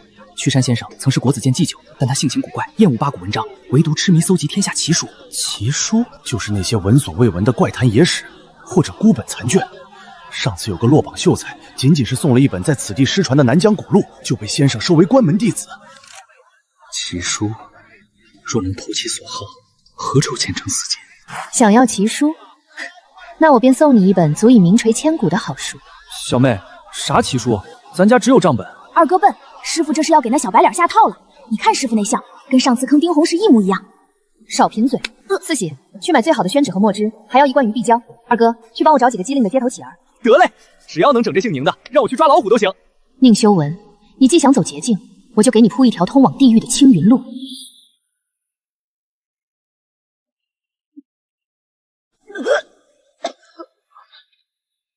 前面的是丁香，怎么瘦成这副鬼样子了？看什么看？没见过举人夫人怀身子吗？举人还没考上呢，架子倒先摆上了。这哪是怀身子，看着像被鬼吸了阳气。闭上你的狗嘴！我这是反应大，说明肚子里是个大胖小子。修文说了，这叫贵子折娘，以后是要做大官的。贵子，我看是讨债鬼。你气血两亏，肝火虚旺，再这么耗下去，孩子能不能生下来两说。你的命怕是要先搭进去。你少咒我！我现在住在城里，吃香喝辣。修文马上就要拜大儒为师，以后我就是官太太。你们这些泥腿子，只有羡慕的份儿。被人当成血包榨干了，还在做梦？二哥，四喜，走快点，我们回去给那位未来的官老爷准备份大礼。这宁修文真不是东西，把媳妇儿折磨成这样，还在茶馆吹牛。所以，我要亲手送他上路。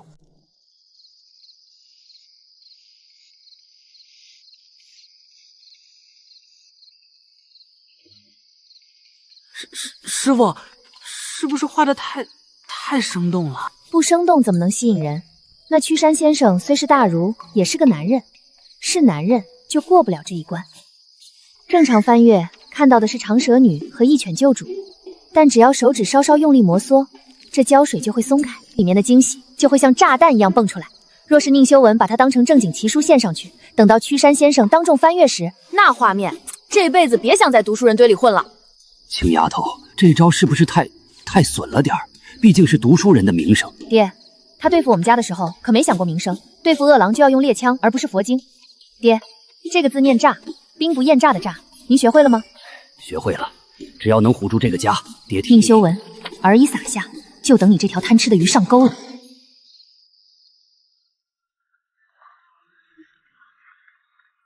这次一定要成，只要入了屈山先生的眼，丁家那群势利眼就不敢再看低我。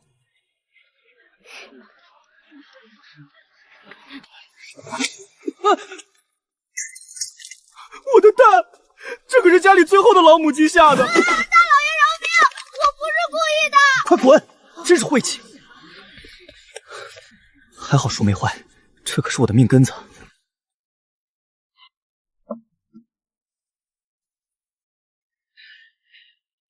进去容易，想囫囵个出来可就难了。就是浪费了那几个鸡蛋。师傅，我们走吧，回去等好消息。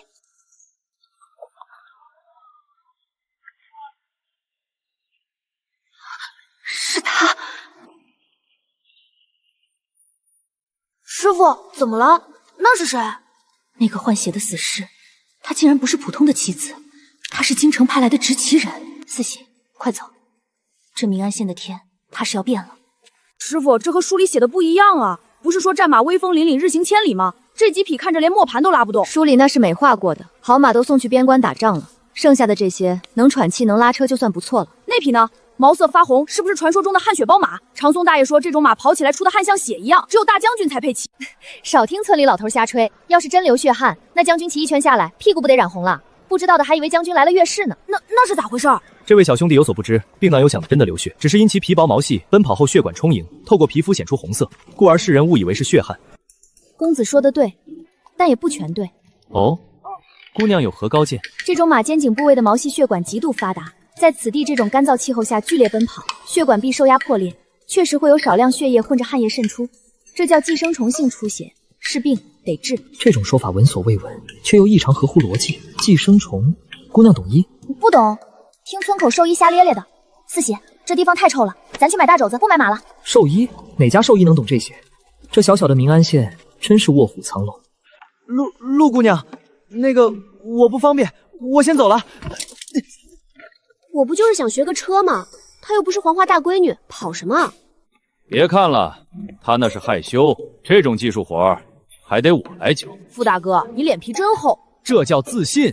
陆姑娘，不是我吹，我家公子驯马那是一绝，我这也就是学了点皮毛，不过教你们这种新手绰绰有余。杀人啊！回春医馆杀人了，奸商害命啊！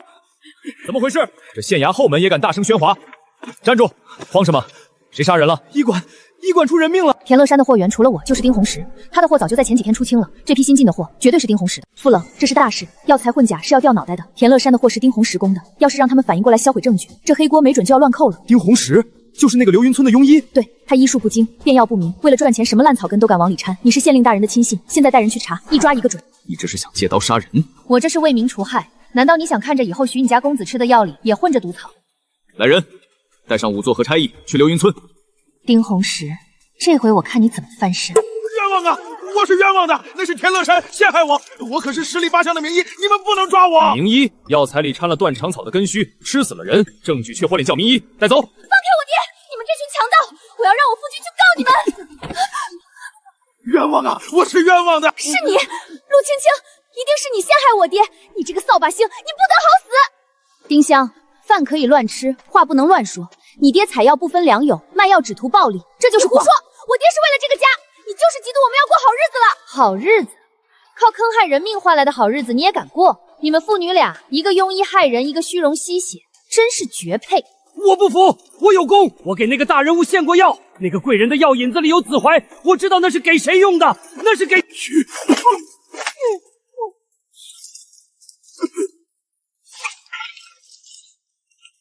带走。师傅，那个丁老头刚才想喊什么？那个大哥哥怎么突然变得那么吓人？四喜，记住，有时候知道的太多，比不知道更危险。这只肘子怕是不好消化了，我们可能惹上了不该惹的麻烦。